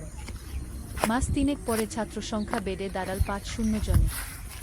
আশেপাশের এলাকা থেকেও ছেলেরা আসতে লাগল। একদিন একটি মজার ঘটনা ঘটল। মক্তবের সবচেয়ে ভালো ছাত্র, যার নাম সাইদ ইবন জায়েদ, একটি কঠিন হিসাবের অঙ্ক সমাধান করল, যেটা আব্দুল্লাহ পারছিল না। সাইদ, তুমি এটা কিভাবে করলে? আব্দুল্লাহ জিজ্ঞেস করল। সাইদ লাজুক স্বরে বলল, উস্তাদ, আবু তালিব দাদা আমাদের শিখিয়েছেন যে প্রতিটি সমস্যার সমাধান আল্লাহর কাছে আছে। আমরা চেষ্টা করি আর আল্লাহর কাছে সাহায্য চাই। আব্দুল্লাহর চোখে পানি এসে গেল। এই ছোট্ট ছেলেটি তাকে বুঝিয়ে দিল তাওয়াক্কুলের, আল্লাহর উপর ভরসা, প্রকৃত অর্থ। সপ্তম অধ্যায়, সমাজে পরিবর্তন। মক্তব প্রতিষ্ঠার 1 বছর পরে আশেপাশের এলাকায় একটি পরিবর্তন লক্ষ্য করা গেল। যেসব পরিবারের ছেলেরা মক্তবে পড়তে আসত, তারা বাড়িতে গিয়ে পরিবারের সবাইকে কুরআন পড়তে, নামাজ পড়তে উৎসাহিত করত। একদিন সাইদের বাবা আব্দুল্লাহর কাছে এসে বলল, ভাই, আমার ছেলে আমাদের পুরো পরিবারকে বদলে দিয়েছে। আগে আমরা শুধু নামাজ পড়তাম, কিন্তু দিনের গভীর কিছু জানতাম না। এখন আমাদের ঘরে প্রতিদিন কুরআন তিলাওয়াত হয়, হাদিসের আলোচনা হয়। আব্দুল্লাহ বুঝতে পারল তার স্বপ্নের অর্থ এটাই ছিল, জ্ঞানের আলো ছড়িয়ে দেওয়া, যা একটি পরিবার থেকে শুরু করে পুরো সমাজে ছড়িয়ে যায়। কিন্তু আব্দুল্লাহর স্বপ্ন এখানেই শেষ নয়। সে চাইল আরও বড় কিছু করতে। অষ্টম অধ্যায়, দ্বিতীয় পর্যায়ের পরিকল্পনা। মক্তবের সফলতা দেখে আব্দুল্লাহর মনে নতুন পরিকল্পনা এল। সে ভাবল, মেয়েদের জন্য একটি শিক্ষা প্রতিষ্ঠান দরকার। সেই যুগে মেয়েদের শিক্ষার ব্যাপারে মানুষের মধ্যে অনেক ভুল ধারণা ছিল। অনেকে মনে করত মেয়েদের বেশি পড়াশোনার দরকার নেই। কিন্তু আব্দুল্লাহ জানত, রাসূলুল্লাহ বলেছেন, জ্ঞান অন্বেষণ করা প্রত্যেক মুসলিম নরনারীর উপর ফরজ, ও এই হাদিসে মুসলিম বলা হয়েছে, মুসলিম পুরুষ বা মুসলিম নারী আলাদা করা হয়নি। আব্দুল্লাহ তার পরিকল্পনার কথা আবু বকরের সাথে আলোচনা করল। আবু বকর বললেন, এটি একটি চমৎকার পরিকল্পনা, কিন্তু এ কাজে তোমার স্ত্রী বা বোনের সাহায্য লাগবে, কারণ মেয়েদের শিক্ষার ক্ষেত্রে নারী শিক্ষকরাই বেশি উপযুক্ত। আব্দুল্লাহর একটি বোন ছিল, নাম ফাতিমা। সে খুব বুদ্ধিমতী এবং দিনদার। আব্দুল্লাহ তার সাথে বিষয়টি আলোচনা করল। ফাতিমা খুশি হয়ে বলল, ভাই, এটা তো খুবই ভালো একটা কাজ। আমি তোমার সাথে আছি। আমিও চাই আমাদের সমাজের মেয়েরা শিক্ষিত হোক। নবম অধ্যায়, নতুন চ্যালেঞ্জ। মেয়েদের জন্য মক্তব প্রতিষ্ঠার খবর ছড়িয়ে পড়তেই সমাজের কিছু মানুষ আপত্তি তুলল। একদিন কয়েকজন বয়স্ক মানুষ আব্দুল্লাহর কাছে এসে বলল, আব্দুল্লাহ, তুমি ভালো কাজ করছো, কিন্তু মেয়েদের বেশি পড়াশোনা শেখালে তারা ঘরকন্যার কাজ ছেড়ে দেবে। আব্দুল্লাহ ধৈর্য ধরে জবাব দিল, চাচারা, আমাদের নবীর স্ত্রী হযরত আয়েশা কি শুধু ঘরকন্যার কাজ করতেন? তিনি তো ইসলামের অনেক বড় একজন আলেমা ছিলেন। সাহাবীরা তার কাছে দিনের অনেক বিষয় জানতে চাইতেন। শিক্ষা মানুষকে আরও ভালো মানুষ বানায়, মেয়ে হোক বা ছেলে। কিন্তু কিছু মানুষ রাজি হলো না। তারা বলল, আমরা আমাদের মেয়েদের তোমার মক্তবে পাঠাব না। আব্দুল্লাহ মন খারাপ করল না। সে বলল, ঠিক আছে, যারা চান তারাই পাঠাবেন, কারো উপর জোর করা হবে না। দশম অধ্যায়, ধীরে ধীরে সফলতা। ফাতিমার নেতৃত্বে মেয়েদের মক্তব শুরু হলো। প্রথম দিকে মাত্র 5-6 জন মেয়ে এল, কিন্তু ধীরে ধীরে সংখ্যা বাড়তে লাগল। মেয়েদের মক্তবে কুরআন, হাদিস, ফিকাহ, ইসলামী আইন ছাড়াও শেখানো হতো গার্হস্থ্য বিজ্ঞান, সেলাই, কাপড়ের কাজ, খাবার রান্নার বিজ্ঞান ভিত্তিক পদ্ধতি। এছাড়া শিশু পালন, স্বাস্থ্যবিধি ইত্যাদি বিষয়েও শিক্ষা দেওয়া হতো। 6 মাস পরে একটি চমৎকার ঘটনা ঘটে। মক্তবের একটি মেয়ে, যার নাম জনাব, তার মায়ের একটি গুরুতর অসুখের চিকিৎসা করল। সে মক্তবে শেখা স্বাস্থ্যবিধি প্রয়োগ করে তার মায়ের সেবা করেছিল। জনাবের মা সুস্থ হয়ে সবার কাছে বলতে লাগল, আমার মেয়ে মক্তবে যা শিখেছে তাই দিয়ে আমার প্রাণ বাঁচিয়েছে। এরপর থেকে মেয়েদের মক্তবের প্রতি মানুষের দৃষ্টিভঙ্গি পাল্টে গেল। একাদশ অধ্যায়, সমাজসেবার নতুন মাত্রা। 2টি মক্তব চালু হওয়ার পর আব্দুল্লাহর মনে আরও একটি পরিকল্পনা এল। সে দেখল, সমাজে অনেক বিধবা নারী আছে যাদের কোনো আয়ের উৎস নেই। তাদের জন্য একটি কাজের ব্যবস্থা করা দরকার। আব্দুল্লাহ একটি কুটির শিল্পের কারখানা প্রতিষ্ঠা করল। সেখানে বিধবা ও গরিব মহিলারা কাপড় বোনা, সেলাইয়ের কাজ, মধু প্রক্রিয়াজাতকরণ, তেল তৈরি এসব কাজ করে উপার্জন করতে পারত। এই কারখানায় তৈরি পণ্যগুলি মক্কার বাজারে বিক্রি হতো। আব্দুল্লাহ নিশ্চিত করল যে কারিগররা তাদের পরিশ্রমের ন্যায্য মূল্য পায়।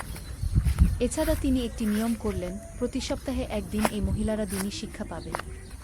একদিন এই কারখানায় কাজ করা একজন বিধবা মহিলা, উম্মে সালামা, আব্দুল্লাহর কাছে এসে কাঁদতে কাঁদতে বলল, ভাই, আপনি আমার জীবন বাঁচিয়েছেন। আমার স্বামী মারা যাওয়ার পর আমি ভিক্ষা করতে বাধ্য হয়েছিলাম। এখন আমি মর্যাদার সাথে কাজ করে জীবিকা নির্বাহ করতে পারছি। আব্দুল্লাহর চোখে অশ্রু এসে গেল। সে বুঝতে পারল, আল্লাহ তাকে দিয়ে কত বড় কাজ করিয়ে নিচ্ছেন। দ্বাদশ অধ্যায়, বড় পরীক্ষার সম্মুখীন। 3 বছর পর আব্দুল্লাহর এই সব প্রতিষ্ঠান খুব সুনাম অর্জন করল। দূর দূরান্ত থেকে মানুষ এসে দেখে যেত। কিন্তু এই সুনামের সাথে সাথে এল হিংসা আর ষড়যন্ত্র। মক্কার কিছু প্রভাবশালী ব্যবসায়ী, যারা আগে থেকেই আবদুল্লাহর কাজ পছন্দ করত না, তারা মিলে একটি চক্রান্ত করল। তারা শাসকের কাছে অভিযোগ করল যে আবদুল্লাহ তার মক্তবে রাজনৈতিক শিক্ষা দিচ্ছে, যা রাষ্ট্রের জন্য ক্ষতিকর। একদিন সকালে কিছু রাজকীয় সৈনিক এসে আবদুল্লাহর মক্তব বন্ধ করে দিল। আবদুল্লাহকে গ্রেপ্তার করে নিয়ে গেল। জেলখানায় বসে আবদুল্লাহ ভাবল, হে আল্লাহ, আমি কি ভুল করেছি? আমি তো শুধু আপনার বান্দাদের সেবা করেছি। তার মনে পড়ল নবী ইউসুফ এর কথা। তিনিও নির্দোষ হয়ে জেলে গিয়েছিলেন, কিন্তু শেষ পর্যন্ত আল্লাহ তাকে উদ্ধার করেছিলেন। ত্রয়োদশ অধ্যায়, সত্যের বিজয়। জেলখানায় আবদুল্লাহ 1 সপ্তাহ কাটাল। এই সময় তার শিক্ষার্থী ও সমর্থকরা চুপ বসে থাকল না। তারা সবাই মিলে শাসকের কাছে আবেদন করল। আবু তালিব, যিনি এতদিনে আবদুল্লাহকে নিজের পুত্রের মতো ভালোবাসতেন, তিনি শাসকের কাছে গিয়ে বললেন, মহামান্য, আবদুল্লাহ একজন নিরপরাধ মানুষ। সে শুধু মানুষের কল্যাণে কাজ করেছে। আমি তার শিক্ষক, আমি সাক্ষ্য দিচ্ছি যে তার মক্তবে কোনোদিন রাজনীতির কথা হয়নি, শুধু দিন ও নৈতিকতার শিক্ষা দেওয়া হয়েছে। একই কথা বলল উসমান ইবন আফফান। তিনি বললেন, মহামান্য, আবদুল্লাহর সাথে আমার ব্যবসায়িক সম্পর্ক আছে। আমি জানি সে একজন সৎ ও দিনদার মানুষ। সবচেয়ে বড় সাক্ষ্য সেই সব পরিবারের পক্ষ থেকে যারা আবদুল্লাহর সাহায্য পেয়েছিল। শত শত মানুষ শাসকের দরবারে হাজির হয়ে আবদুল্লাহর পক্ষে সাক্ষ্য দিল। অবশেষে শাসক বুঝতে পারলেন যে আবদুল্লাহর বিরুদ্ধে আনা অভিযোগ মিথ্যা। তিনি আবদুল্লাহকে মুক্তি দিলেন এবং তার মক্তব আবার খুলে দিলেন। চতুর্দশ অধ্যায়, নতুন উদ্যম। জেল থেকে ছাড়া পেয়ে আবদুল্লাহ আরও বেশি উৎসাহ নিয়ে কাজ শুরু করল। সে বুঝতে পারল আল্লাহ তাকে পরীক্ষা করেছেন এবং সে সেই পরীক্ষায় উত্তীর্ণ হয়েছে। এবার সে আরও বড় একটি পরিকল্পনা করল। শুধু মক্কায় নয়, আশেপাশের শহরগুলিতেও এমন মক্তব ও সেবা প্রতিষ্ঠান গড়ে তুলবে। প্রথমে সে মদিনায় একটি শাখা খুলল। সেখানে স্থানীয় কিছু দিনদার মানুষের সাহায্য পেল। তারপর তায়েফ, জেদ্দায়ও একই ধরনের প্রতিষ্ঠান গড়ে উঠল। প্রতিটি প্রতিষ্ঠানের জন্য আবদুল্লাহ স্থানীয় মানুষদের থেকেই যোগ্য ব্যক্তিদের নেতৃত্বে নিয়োগ দিত। কিন্তু সব জায়গায় একই নিয়ম, বিনামূল্যে শিক্ষা, গরিবদের জন্য খাবার ও চিকিৎসার ব্যবস্থা, এবং সবার জন্য দ্বীনি শিক্ষা। পঞ্চদশ অধ্যায়, অভাবনীয় সাফল্য। 5 বছর পরে আবদুল্লাহর এই আন্দোলন আরব উপদ্বীপের বিভিন্ন প্রান্তে ছড়িয়ে পড়ল। তার প্রতিষ্ঠিত মক্তবগুলি থেকে হাজার হাজার শিক্ষিত যুবক বের হল।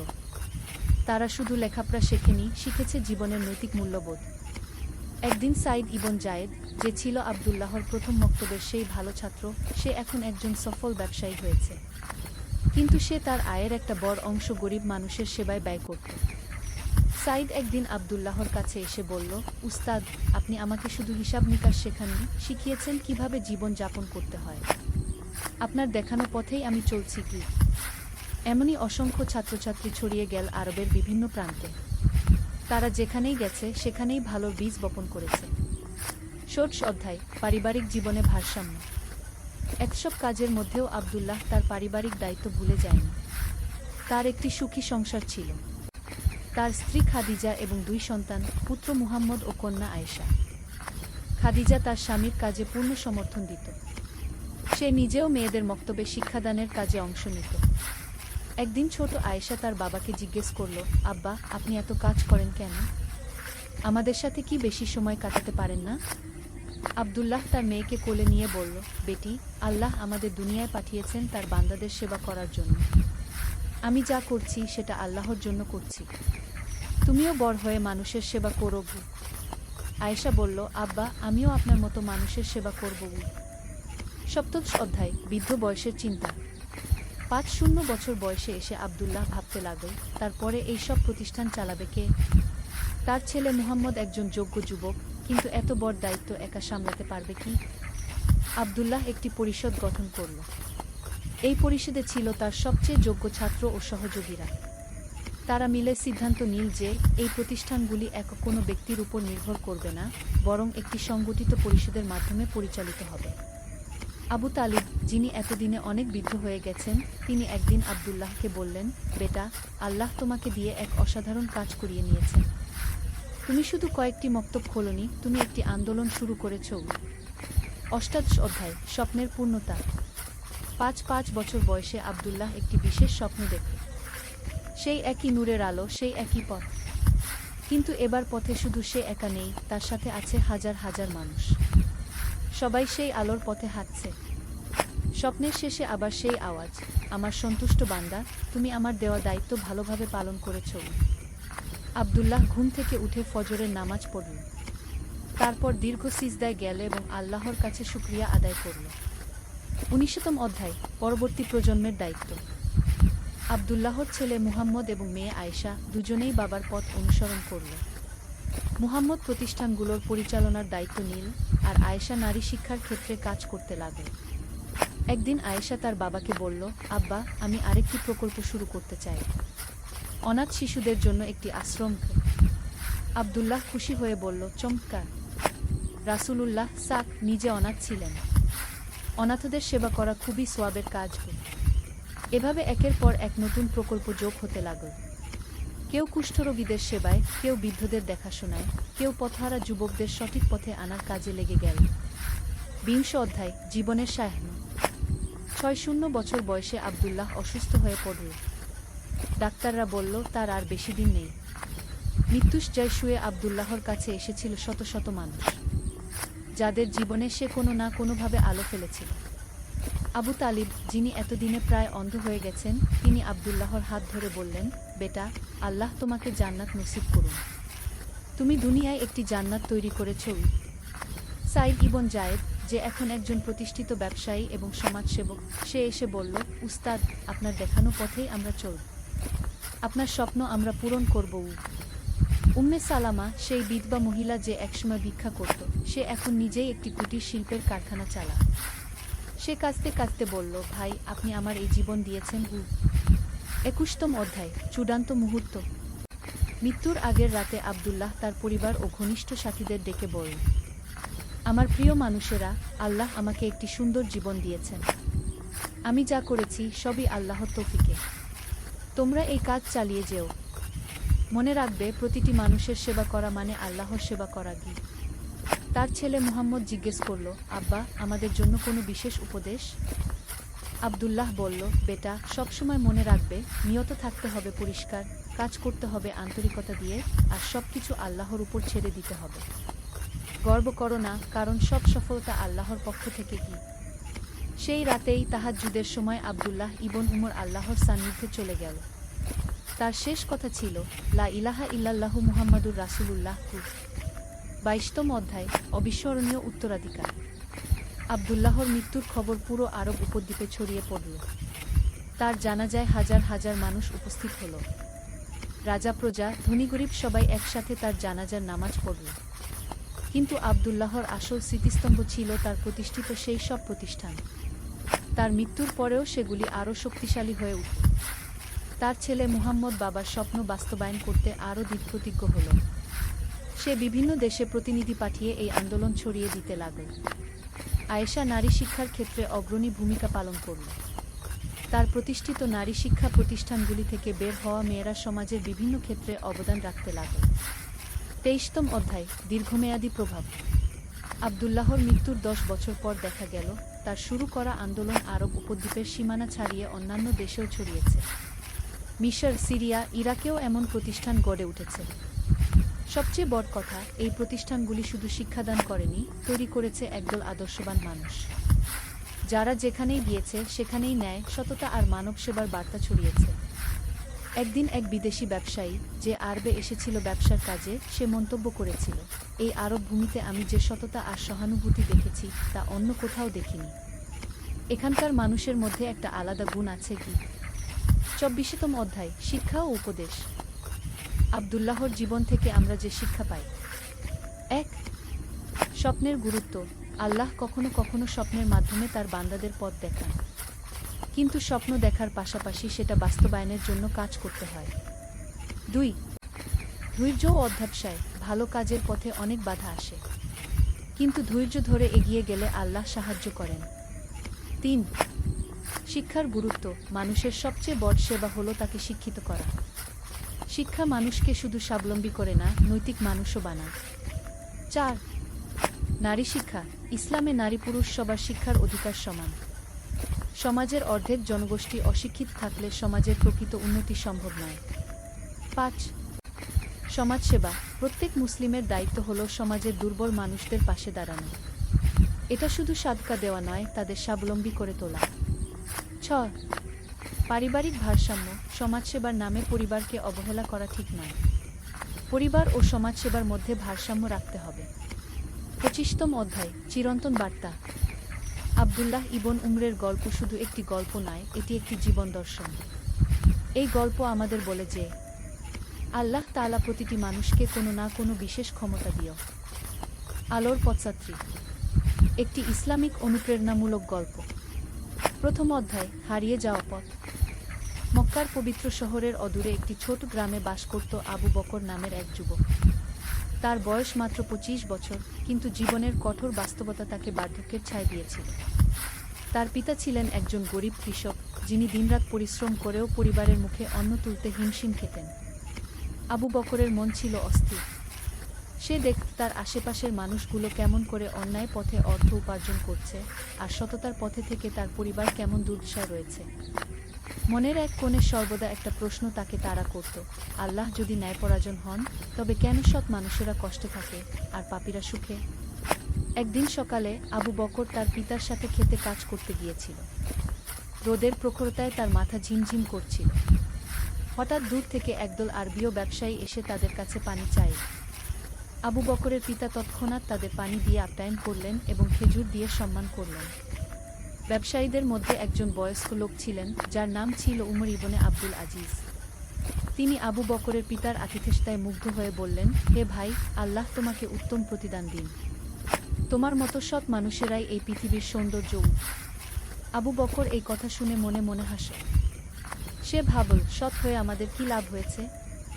আমরা তো দিন দিন আরও গরিব হচ্ছি গু। উমর যেন আবু বকরের মনের কথা বুঝতে পারলেন। তিনি আবু বকরের দিকে তাকিয়ে বললেন, যুবক, তোমার মনে কি কোনো প্রশ্ন আছে? আবু বকর প্রথমে দ্বিধা করল, তারপর সাহস করে বলল, হ্যাঁ, আমার একটা প্রশ্ন আছে। আল্লাহ যদি ন্যায়পরায়ণ হন, তবে কেন সৎ মানুষেরা কষ্টে থাকে? উমর মৃদু হাসলেন এবং বললেন, এটা একটা গভীর প্রশ্ন বৎস, তবে এর উত্তর একদিনে পাওয়া যায় না। যদি তুমি সত্যিই জানতে চাও, তবে আমার সাথে মক্কায় আস। সেখানে এমন একজন মানুষ আছেন যিনি তোমার সব প্রশ্নের উত্তর দিতে পারবেন। দ্বিতীয় অধ্যায়, মক্কার পথে। আবু বকর রাতভর ভাবল। তার মনে হাজারো প্রশ্ন ঘুরপাক খাচ্ছিল। অবশেষে সে মনস্থির করল যে সে উমরের সাথে মক্কা যাবে। পরদিন সকালে সে তার পিতার কাছে অনুমতি চায়। তার পিতা প্রথমে আপত্তি করলেন, কারণ ক্ষেতের কাজে আবু বকরের প্রয়োজন ছিল। কিন্তু উমর তার পিতাকে আশ্বাস দিয়ে বললেন, চিন্তা করবেন না, আমি আপনার ছেলেকে নিরাপদে ফিরিয়ে আনব। আর তার এই যাত্রা তার জীবনে একটা নতুন দিগন্ত খুলে দেবে। 3 দিনের পথ ছিল মক্কা পর্যন্ত। পথিমধ্যে আবু বকর উমরের কাছে অনেক কিছু শুনেন। উমর তাকে বিভিন্ন নবী-রাসূলদের কাহিনী শোনালেন। তিনি বললেন, হযরত ইব্রাহিম এর কথা, যিনি আল্লাহর উপর অগাধ বিশ্বাস রেখে আগুনে ঝাঁপ দিয়েছিলেন।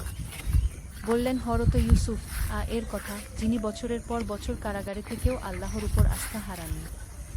দেখ বৎস, উমর বললেন, জীবনের পরীক্ষা আল্লাহ সবাইকে দেন, কিন্তু এই পরীক্ষার উদ্দেশ্য আমাদের ধ্বংস করা নয়, বরং আমাদের আত্মাকে পরিশুদ্ধ করা। যেমন সোনা আগুনে পোড়ালে খাঁটি হয়, তেমনি কষ্টের মধ্য দিয়ে মানুষের ঈমান শক্তিশালী হয়। আবু বকর প্রশ্ন করল, কিন্তু কেন আমার পিতার মতো সৎ মানুষকে এত কষ্ট পেতে হয়? তিনি কখনো কারো ক্ষতি করেননি কি? উমর উত্তর দিলেন, তুমি কি জান, বেহেশতের সবচেয়ে উঁচু মর্যাদা কাদের জন্য নির্ধারিত? তারা হলেন যারা দুনিয়ায় সবচেয়ে বেশি পরীক্ষার সম্মুখীন হয়েছেন এবং সেই পরীক্ষায় ধৈর্য ধরেছেন। তোমার পিতা হয়তো এখন কষ্টে আছেন, কিন্তু আখিরাতে তার জন্য যে পুরস্কার অপেক্ষা করছে, তা তুমি কল্পনাও করতে পারবে না। তৃতীয় দিন সন্ধ্যায় তারা মক্কায় পৌঁছাল। কাবা শরীফের দিকে তাকিয়ে আবু বকরের মন কেমন যেন করে উঠল। একটা অদ্ভুত প্রশান্তি তার হৃদয়ে এসে বসল। তৃতীয় অধ্যায়, গানের সন্ধানে। উমর আবু বকরকে নিয়ে গেলেন এক প্রবীণ আলেমের কাছে। তার নাম ছিল শাইখ আব্দুল্লাহ। তিনি ছিলেন অত্যন্ত জ্ঞানী এবং খোদাভীরু একজন মানুষ। তার চেহারায় একটা নুরানি আলো ছিল, যা দেখলেই মনে প্রশান্তি আসত। শাইখ আব্দুল্লাহ আবু বকরের প্রশ্ন শুনে মৃদু হাসলেন। তিনি বললেন, বৎস, তুমি যে প্রশ্ন করেছ, এটা শুধু তোমার নয়, যুগে যুগে মানুষ এই প্রশ্ন করেছে। এমনকি নবী রাসূলদের সাহাবীরাও এ ধরনের প্রশ্ন করেছেন। তিনি আবু বকরকে বসতে বলে একটা গল্প শুরু করলেন। এক সময় হযরত মূসা আল্লাহর কাছে প্রার্থনা করলেন, হে আল্লাহ, আমি দেখছি একজন ভালো মানুষ কষ্টে আছে আর একজন পাপী সুখে আছে। এটা কেন? আল্লাহ তাআলা তাকে বললেন, হে মূসা, তুমি কি একটা বিশেষ সফরে যেতে চাও যেখানে তোমার এই প্রশ্নের উত্তর পেয়ে যাবে? হযরত মূসা রাজি হলেন। আল্লাহ তাকে বললেন তার সাথে একজন বিশেষ বান্দা যাবেন যার নাম খিজির কিন্তু শর্ত হলো মূসা কোনো কিছু সম্পর্কে প্রশ্ন করতে পারবেন না যতক্ষণ না খিজির নিজে বুঝিয়ে দেন। শাইখ আব্দুল্লাহ গল্পটা অত্যন্ত জীবন্তভাবে বললেন।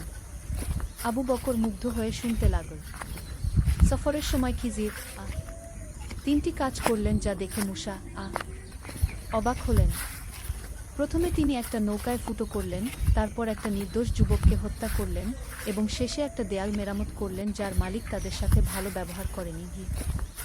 মূসা যখন আর সহ্য করতে পারলেন না তখন খিজির তাকে সব কিছুর রহস্য বুঝিয়ে দিলেন। নৌকায় ফুটো করার কারণ ছিল যাতে একজন অত্যাচারী বাদশাহ সেটা জোর করে নিয়ে না যায়। যুবকটিকে হত্যার কারণ ছিল যে সে বড় হলে তার পিতামাতাকে কষ্ট দিত। আর দেয়াল মেরামতের নিচে ছিল দুইটি এতিম বালকের সম্পত্তি যা রক্ষা করা দরকার ছিল। আবু বকর প্রশ্ন করল, এই গল্পের সাথে আমার প্রশ্নের সম্পর্ক কি? শাইখ আব্দুল্লাহ বললেন, বৎস, এই গল্পের শিক্ষা হলো আমরা শুধু বর্তমানটা দেখি, কিন্তু আল্লাহ অতীত, বর্তমান ও ভবিষ্যৎ সব দেখেন। যে কাজগুলো আমাদের কাছে অন্যায় মনে হয় সেগুলোর পেছনেও আল্লাহর হিকমত আছে। তোমার পিতার দারিদ্র্য হয়তো তাকে অহংকার থেকে মুক্ত রাখছে, হয়তো এই কষ্ট তার গুনাহের কাফফারা হচ্ছে, অথবা আল্লাহ তাকে পরীক্ষা করে দেখছেন যে তিনি কৃতজ্ঞ থাকেন কিনা। আর যারা অন্যায় করে সুখে আছে তাদের জন্য হয়তো আরও কঠিন পরিণাম অপেক্ষা করছে। চতুর্থ অধ্যায়, অন্তর্দৃষ্টির আলো। আবু বকর শাইখের কাছে এক সপ্তাহ ছিল। প্রতিদিন তিনি নতুন নতুন বিষয় শিখতেন। শাইখ আব্দুল্লাহ তাকে কুরআন ও হাদিসের গভীর অর্থ বুঝিয়ে দিতেন। একদিন শাইখ বললেন, বৎস, তুমি কি জান আল্লাহর কাছে সবচেয়ে প্রিয় বান্দা কারা? আবু বকর বলল, যারা বেশি নামাজ পড়ে, রোজা রাখে। শাইখ হাসলেন, এগুলো অবশ্যই ভালো কাজ, কিন্তু আল্লাহর কাছে সবচেয়ে প্রিয় হলো সেই বান্দা যে কষ্টের মধ্যেও তার উপর আস্থা রাখে, কৃতজ্ঞতা প্রকাশ করে এবং অন্যদের সাহায্য করে। তিনি আরও বললেন, তুমি দেখ রাসূলুল্লাহ এর জীবনে কত কষ্ট ছিল। তায়েফে তাকে পাথর মারা হয়েছিল, মক্কায় তাকে নানা ধরনের অত্যাচার করা হয়েছিল, কিন্তু তিনি কখনো আল্লাহর প্রতি অভিমান করেননি। বরং তিনি বলতেন, হে আল্লাহ, আমি তোমার ফয়সালায় সন্তুষ্ট। আবু বকর বুঝতে পারো যে তার দৃষ্টিভঙ্গি সংকীর্ণ ছিল। সে শুধু দুনিয়ার সুখ দুঃখ দেখছিল, কিন্তু আখিরাতের দিকে নজর দেয়নি। শাইখ আব্দুল্লাহ একদিন তাকে নিয়ে গেলেন মক্কার এক দরিদ্র পরিবারের কাছে। সেই পরিবারের কর্তা ছিলেন একজন অন্ধ লোক, নাম আবু উমর। তার স্ত্রী অসুস্থ এবং দুটি ছোট সন্তান ছিল, কিন্তু তাদের চেহারায় ছিল অপূর্ব প্রশান্তি। আবু উমর যখন জানতে পারলেন যে মেহমানরা এসেছেন, তিনি অত্যন্ত আনন্দিত হলেন এবং যা কিছু ছিল তা দিয়ে আপ্যায়ন করলেন। খাওয়ার পর তিনি আল্লাহর শুকরিয়া আদায় করলেন। আবু বকর অবাক হয়ে প্রশ্ন করল, আবু উমর ভাই, আপনার এত কষ্টের মধ্যেও আপনি এত খুশি কেন? আবু উমর মুচকি হেসে বললেন, ভাই, আমি অন্ধ, কিন্তু আমার হৃদয়ে আল্লাহর নূর আছে। আমি দরিদ্র, কিন্তু আমার কাছে ঈমানের অমূল্য সম্পদ আছে। আমার স্ত্রী অসুস্থ, কিন্তু সে আমার জন্য জান্নাতের হুর। আমার সন্তানেরা ছোট, কিন্তু তারা আমার জন্য পরকালের সুপারিশকারী। আর সবচেয়ে বড় কথা, আবু উমর চালিয়ে গেলেন, আমি জানি যে এই দুনিয়া পরীক্ষাগার। যিনি আমাকে এই পরীক্ষা দিয়েছেন তিনিই আমাকে এর থেকে উত্তীর্ণ হওয়ার শক্তিও দিয়েছেন। আমার রব দয়ালু, তিনি আমার ক্ষমতার চেয়ে বেশি বোঝা দেবেন না। পঞ্চম অধ্যায়, হৃদয়ের পরিবর্তন। আবু বকরের মন থেকে সব অন্ধকার দূর হয়ে গেল। সে বুঝতে পারল যে সে ভুল প্রশ্ন করছিল। প্রশ্নটা এই হওয়া উচিত ছিল না যে কেন সৎ মানুষেরা কষ্টে থাকে, বরং কিভাবে কষ্টের মধ্যেও আল্লাহর প্রতি কৃতজ্ঞ থাকা যায়। শাইখ আব্দুল্লাহ তাকে আরও একটি গল্প শোনালেন। এক সময় এক ব্যক্তি নবী এর কাছে এসে বলল, হে আল্লাহর রাসূল, আমি আল্লাহকে ভালোবাসি, কিন্তু আমার জীবনে শুধু কষ্ট। এটা কেন? নবী বললেন, আল্লাহ যাকে ভালোবাসেন তাকে পরীক্ষা করেন। তোমার কষ্ট প্রমাণ করে যে আল্লাহ তোমাকে ভালোবাসেন এবং তোমাকে উচ্চ মর্যাদা দিতে চান। আবু বকর প্রশ্ন করল, তাহলে যারা পাপ করে সুখে থাকে তাদের ব্যাপারটা কি? শাইখ বললেন, তাদের জন্য এটা আল্লাহর ইস্তিদরাজ, অর্থাৎ ধীরে ধীরে ধ্বংসের দিকে নিয়ে যাওয়া। তারা ভাবে তারা সুখে আছে, কিন্তু আসলে তারা আল্লাহর থেকে দূরে সরে যাচ্ছে। তাদের পরিণাম শেষ পর্যন্ত ভয়াবহ হবে। আর যারা কষ্টের মধ্যেও ধৈর্য ধরে আল্লাহর উপর আস্থা রাখে, তাদের জন্য প্রতিটি কষ্ট গুনাহের কাফফারা হয় এবং তাদের মর্যাদা বৃদ্ধি পায়। আবু বকর মনে মনে তার পিতার কথা ভাবেন। তিনি কত ধৈর্যের সাথে সব কষ্ট সহ্য করছেন, কখনো অভিযোগ করেন না, বরং আল্লাহর শুকরিয়া আদায় করেন। ষষ্ঠ অধ্যায়, নতুন দৃষ্টিভঙ্গি। একদিন উমর এসে আবু বকরকে বললেন, এখন তোমার বাড়ি ফেরার সময় হয়েছে। তোমার পিতা নিশ্চয়ই তোমার অপেক্ষায় আছেন।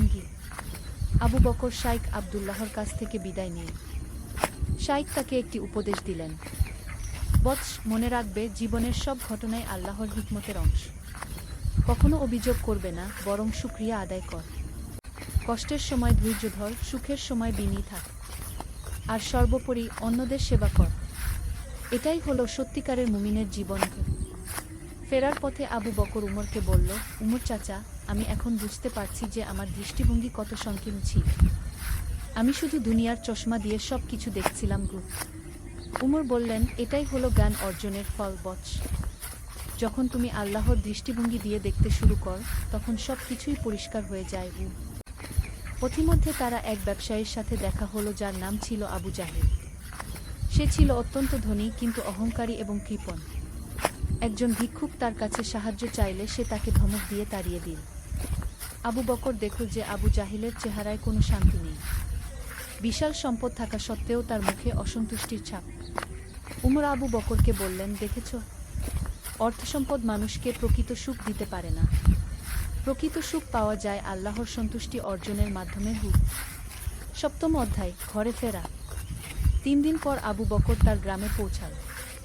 তার পিতা তাকে দেখে অত্যন্ত আনন্দিত হলেন। আবু বকর তার পিতার পা জড়িয়ে ধরে কাঁদতে শুরু করল।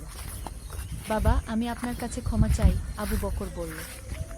আমি আপনার ধৈর্য এবং আল্লাহর প্রতি আস্থার মূল্য বুঝতে পারিনি। তার পিতা অবাক হয়ে বললেন, বৎস, তুমি কি বলছো? তোমার কোনো দোষ নেই। আবু বকর তার পিতাকে সব কিছু খুলে বলল, তার মনের দ্বন্দ্ব, প্রশ্ন এবং মক্কায় গিয়ে যা শিখেছে সব। তার পিতা মৃদু হেসে বললেন, বৎস, আমি জানতাম যে তোমার মনে প্রশ্ন আছে, কিন্তু আমি এও জানতাম যে এই প্রশ্নগুলোর উত্তর তোমাকে নিজেই খুঁজে বের করতে হবে। আল্লাহ তোমাকে সঠিক পথ দেখিয়েছেন। সেদিন রাতে আবু বকর দীর্ঘ সিজদায় পড়ে রইল। সে আল্লাহর কাছে তওবা করল তার পূর্বের চিন্তাভাবনার জন্য এবং কৃতজ্ঞতা প্রকাশ করল সঠিক পথ দেখানোর জন্য। অষ্টম অধ্যায়, নতুন জীবনের সূচনা। পরের দিন থেকে আবু বকরের জীবনে নতুন মাত্রা যোগ হল। সে আগের মতোই তার পিতার সাথে খেতে কাজ করত, কিন্তু এবার তার মনোভাব সম্পূর্ণ আলাদা ছিল। সে প্রতিটি কাজকে আল্লাহর ইবাদত মনে করে করত। গ্রামের মসজিদে সে নিয়মিত যেতে শুরু করল। ইমাম সাহেব তার পরিবর্তন দেখে অবাক হলেন। আবু বকর তাকে তার অভিজ্ঞতার কথা বলল। ইমাম সাহেব বললেন, আল্লাহ তোমাকে বিশেষ অনুগ্রহ করেছেন বৎস। এই জ্ঞান শুধু নিজের মধ্যে রেখে দিও না, অন্যদের মধ্যেও ছড়িয়ে দাও। আবু বকর ঠিক তাই করতে শুরু করল। সে গ্রামের যুবকদের সাথে বসত এবং তাদের ইসলামের সৌন্দর্য বুঝিয়ে বলত। সে তাদের বলত কিভাবে কষ্টের মধ্যেও আল্লাহর প্রতি আস্থা রাখতে হয়। একদিন গ্রামে এক বিপদ এল। খরার কারণে ফসল নষ্ট হয়ে গেল। অনেকেই হতাশ হয়ে পড়ল, কিন্তু আবু বকর সবাইকে ধৈর্য ধরতে বলল। সে বলল, ভাইয়েরা, এটা আল্লাহর পরীক্ষা। আমরা যদি এখন ধৈর্য ধরি এবং একে অপরকে সাহায্য করি, তবে আল্লাহ অবশ্যই আমাদের পথ বের করে দেবেন। আবু বকরের কথায় অনুপ্রাণিত হয়ে গ্রামবাসীরা একসাথে কাজ করতে শুরু করল। যার যা আছে তাই ভাগাভাগি করে নিল। অল্প কিছু দিনেই আবার বৃষ্টি হলো এবং পরিস্থিতি স্বাভাবিক হলো। নবম অধ্যায়, সেবার পথে। আবু বকর বুঝতে পারল যে জ্ঞান অর্জনই যথেষ্ট নয়, সেই জ্ঞান অনুযায়ী কাজ করাও দরকার। সে গ্রামের দরিদ্র মানুষদের সেবা করতে শুরু করল। প্রতি জুমার দিন সে একটি অংশ টাকা সঞ্চয় করে রাখত এবং সেই টাকা দিয়ে গরিবদের সাহায্য করত। তার পিতা তার এই পরিবর্তন দেখে অত্যন্ত খুশি হলেন। একদিন গ্রামে এক অচেনা লোক এল। সে ছিল অসুস্থ এবং ক্ষুধার্ত। গ্রামের অনেকেই তাকে সন্দেহের চোখে দেখল, কিন্তু আবু বকর তাকে নিজের ঘরে নিয়ে এল এবং চিকিৎসার ব্যবস্থা করল। সেই ব্যক্তি সুস্থ হয়ে উঠলে জানা গেল যে সে আসলে একজন বিখ্যাত আলেম ছিলেন। তিনি আবু বকরের সেবা দেখে অত্যন্ত মুগ্ধ হলেন এবং তাকে দোয়া করলেন। হে আল্লাহ, তিনি বললেন, এই যুবককে তুমি দুনিয়া ও আখিরাতে কল্যাণ দান কর। তার সেবার বিনিময়ে তাকে উত্তম প্রতিদান দাও। কয়েকদিন পরেই আবু বকরের জীবনে একটি আশ্চর্য ঘটনা ঘটল। শহর থেকে এক ব্যবসায়ী এসে তাদের জমির একটি অংশ ক্রয় করতে চাইলেন। তিনি এত ভালো দাম দিলেন যে আবু বকরের পরিবারের আর্থিক অবস্থা রাতারাতি ভালো হয়ে গেল। 10ম অধ্যায়, পরীক্ষার নতুন রূপ। অর্থের আগমনের সাথে সাথে আবু বকরের জন্য নতুন পরীক্ষা এল। এবার সে দেখতে পেল যে সম্পদ কিভাবে মানুষকে আল্লাহ থেকে দূরে নিয়ে যেতে পারে। প্রথমে সে একটু বিলাসিতার দিকে ঝুঁকতে শুরু করল। ভালো কাপড় কিনল, ভালো খাবার খেল। কিন্তু কয়েকদিন পরেই সে বুঝতে পারল যে এই সম্পদও একটি পরীক্ষা। সে মনে করল শাইখ আবদুল্লাহর কথা। তিনি বলেছিলেন, দারিদ্র্য যেমন পরীক্ষা তেমনি সম্পদও পরীক্ষা। দারিদ্র্য যে ধৈর্য ধরতে হয়, আর সম্পদে কৃতজ্ঞতা প্রকাশ করতে হয় এবং অন্যদের সাথে ভাগাভাগি করতে হয়। আবু বকর তৎক্ষণাৎ তার আচরণ সংশোধন করল। সে তার সম্পদের একটি বড় অংশ দান করে দিল এবং গ্রামে একটি স্কুল স্থাপনের জন্য অর্থ দিল। 21 অধ্যায়, জ্ঞান বিতরণ। আবু বকর বুঝতে পারল যে তার উপর একটি দায়িত্ব রয়েছে। সে যে জ্ঞান অর্জন করেছে সেটি অন্যদের মধ্যে ছড়িয়ে দেওয়ার দায়িত্ব। সে গ্রামে নিয়মিত শিক্ষামূলক সভা আয়োজন করতে শুরু করল। সেখানে সে ইসলামের বিভিন্ন বিষয় নিয়ে আলোচনা করত। তার কথায় মানুষ প্রভাবিত হতো। একদিন এক যুবক তার কাছে এসে বলল, আবু বকর ভাই, আমার জীবনেও অনেক সমস্যা। আমি হতাশ হয়ে পড়েছি গু। আবু বকর তাকে বসতে বলে তার নিজের অভিজ্ঞতার কথা বলল। সে বলল কিভাবে একসময় সেও হতাশ ছিল এবং কিভাবে সঠিক জ্ঞান তাকে আলোর পথ দেখিয়েছে। ভাই, আবু বকর বলল, জীবনের সমস্যা থাকবেই, কিন্তু প্রশ্ন হলো আমরা সেই সমস্যার মোকাবিলা কিভাবে করি। যদি আমরা আল্লাহর উপর আস্থা রাখি এবং সৎ পথে থাকি, তবে প্রতিটি সমস্যাই আমাদের জন্য কল্যাণ নিয়ে আসবে।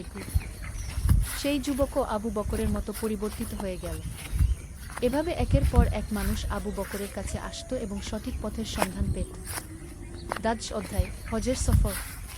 কয়েক বছর পর আবু বকরের হজ করার সৌভাগ্য হল। মক্কায় পৌঁছে সে শাইখ আবদুল্লাহর সাথে দেখা করল। শাইখ তাকে দেখে অত্যন্ত খুশি হলেন।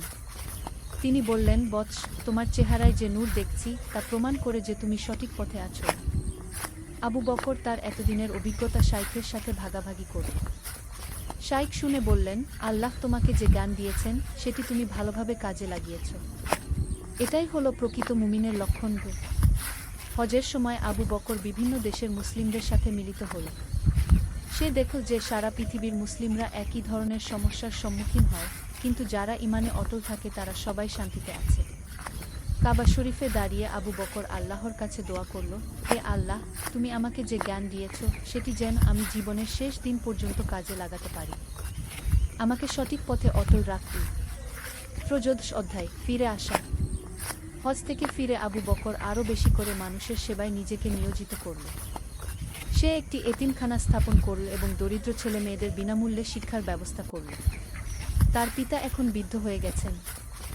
আবু বকর তার সেবা করে অত্যন্ত আনন্দ পেত।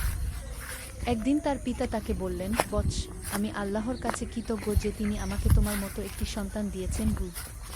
আবু বকর বলল, বাবা, আপনিই তো আমার প্রথম শিক্ষক। আপনার ধৈর্য এবং আল্লাহর প্রতি আস্থা দেখেই আমি শিখেছি। কয়েক বছর পর তার পিতা ইন্তেকাল করলেন। মৃত্যুর আগে তিনি আবু বকরকে বললেন, বৎস, আমার জন্য দুঃখ করো না। আমি আমার রবের কাছে যাচ্ছি। তুমি যে পথে আছো সেই পথেই থেকো।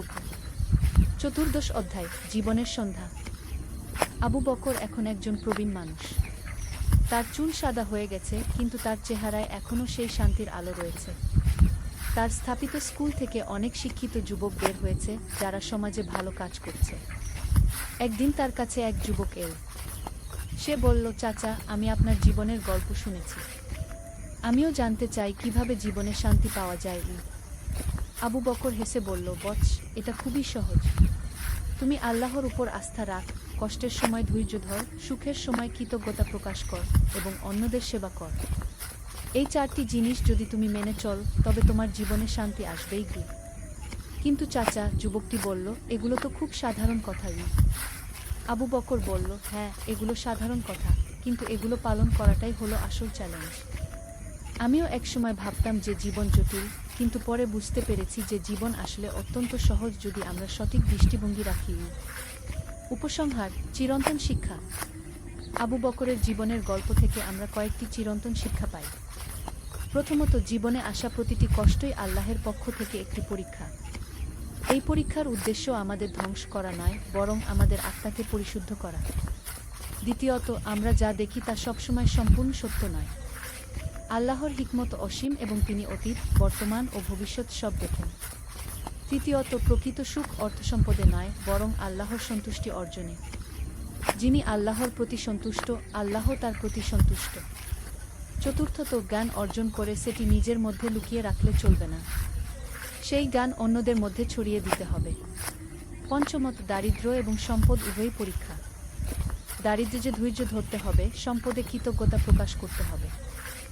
আবু বকরের গল্প আমাদের শেখায় যে জীবনের প্রতিটি মুহূর্তই আল্লাহর একটি নিদর্শন। আমরা যদি সঠিক দৃষ্টিভঙ্গি নিয়ে জীবনকে দেখি, তবে প্রতিটি কষ্টের মধ্যেই একটি রহমত খুঁজে পাব। শেষ কথা হলো, জীবন হলো একটি সাময়িক পরীক্ষা। এই পরীক্ষায় উত্তীর্ণ হওয়ার জন্য আমাদের দরকার ঈমান, ধৈর্য, কৃতজ্ঞতা এবং মানুষের সেবা। যিনি এই চারটি গুণ অর্জন করতে পারেন, তিনিই প্রকৃত সফল ব্যক্তি। আল্লাহ আমাদের সবাইকে সঠিক পথে চলার তৌফিক দান করুন। আমিন।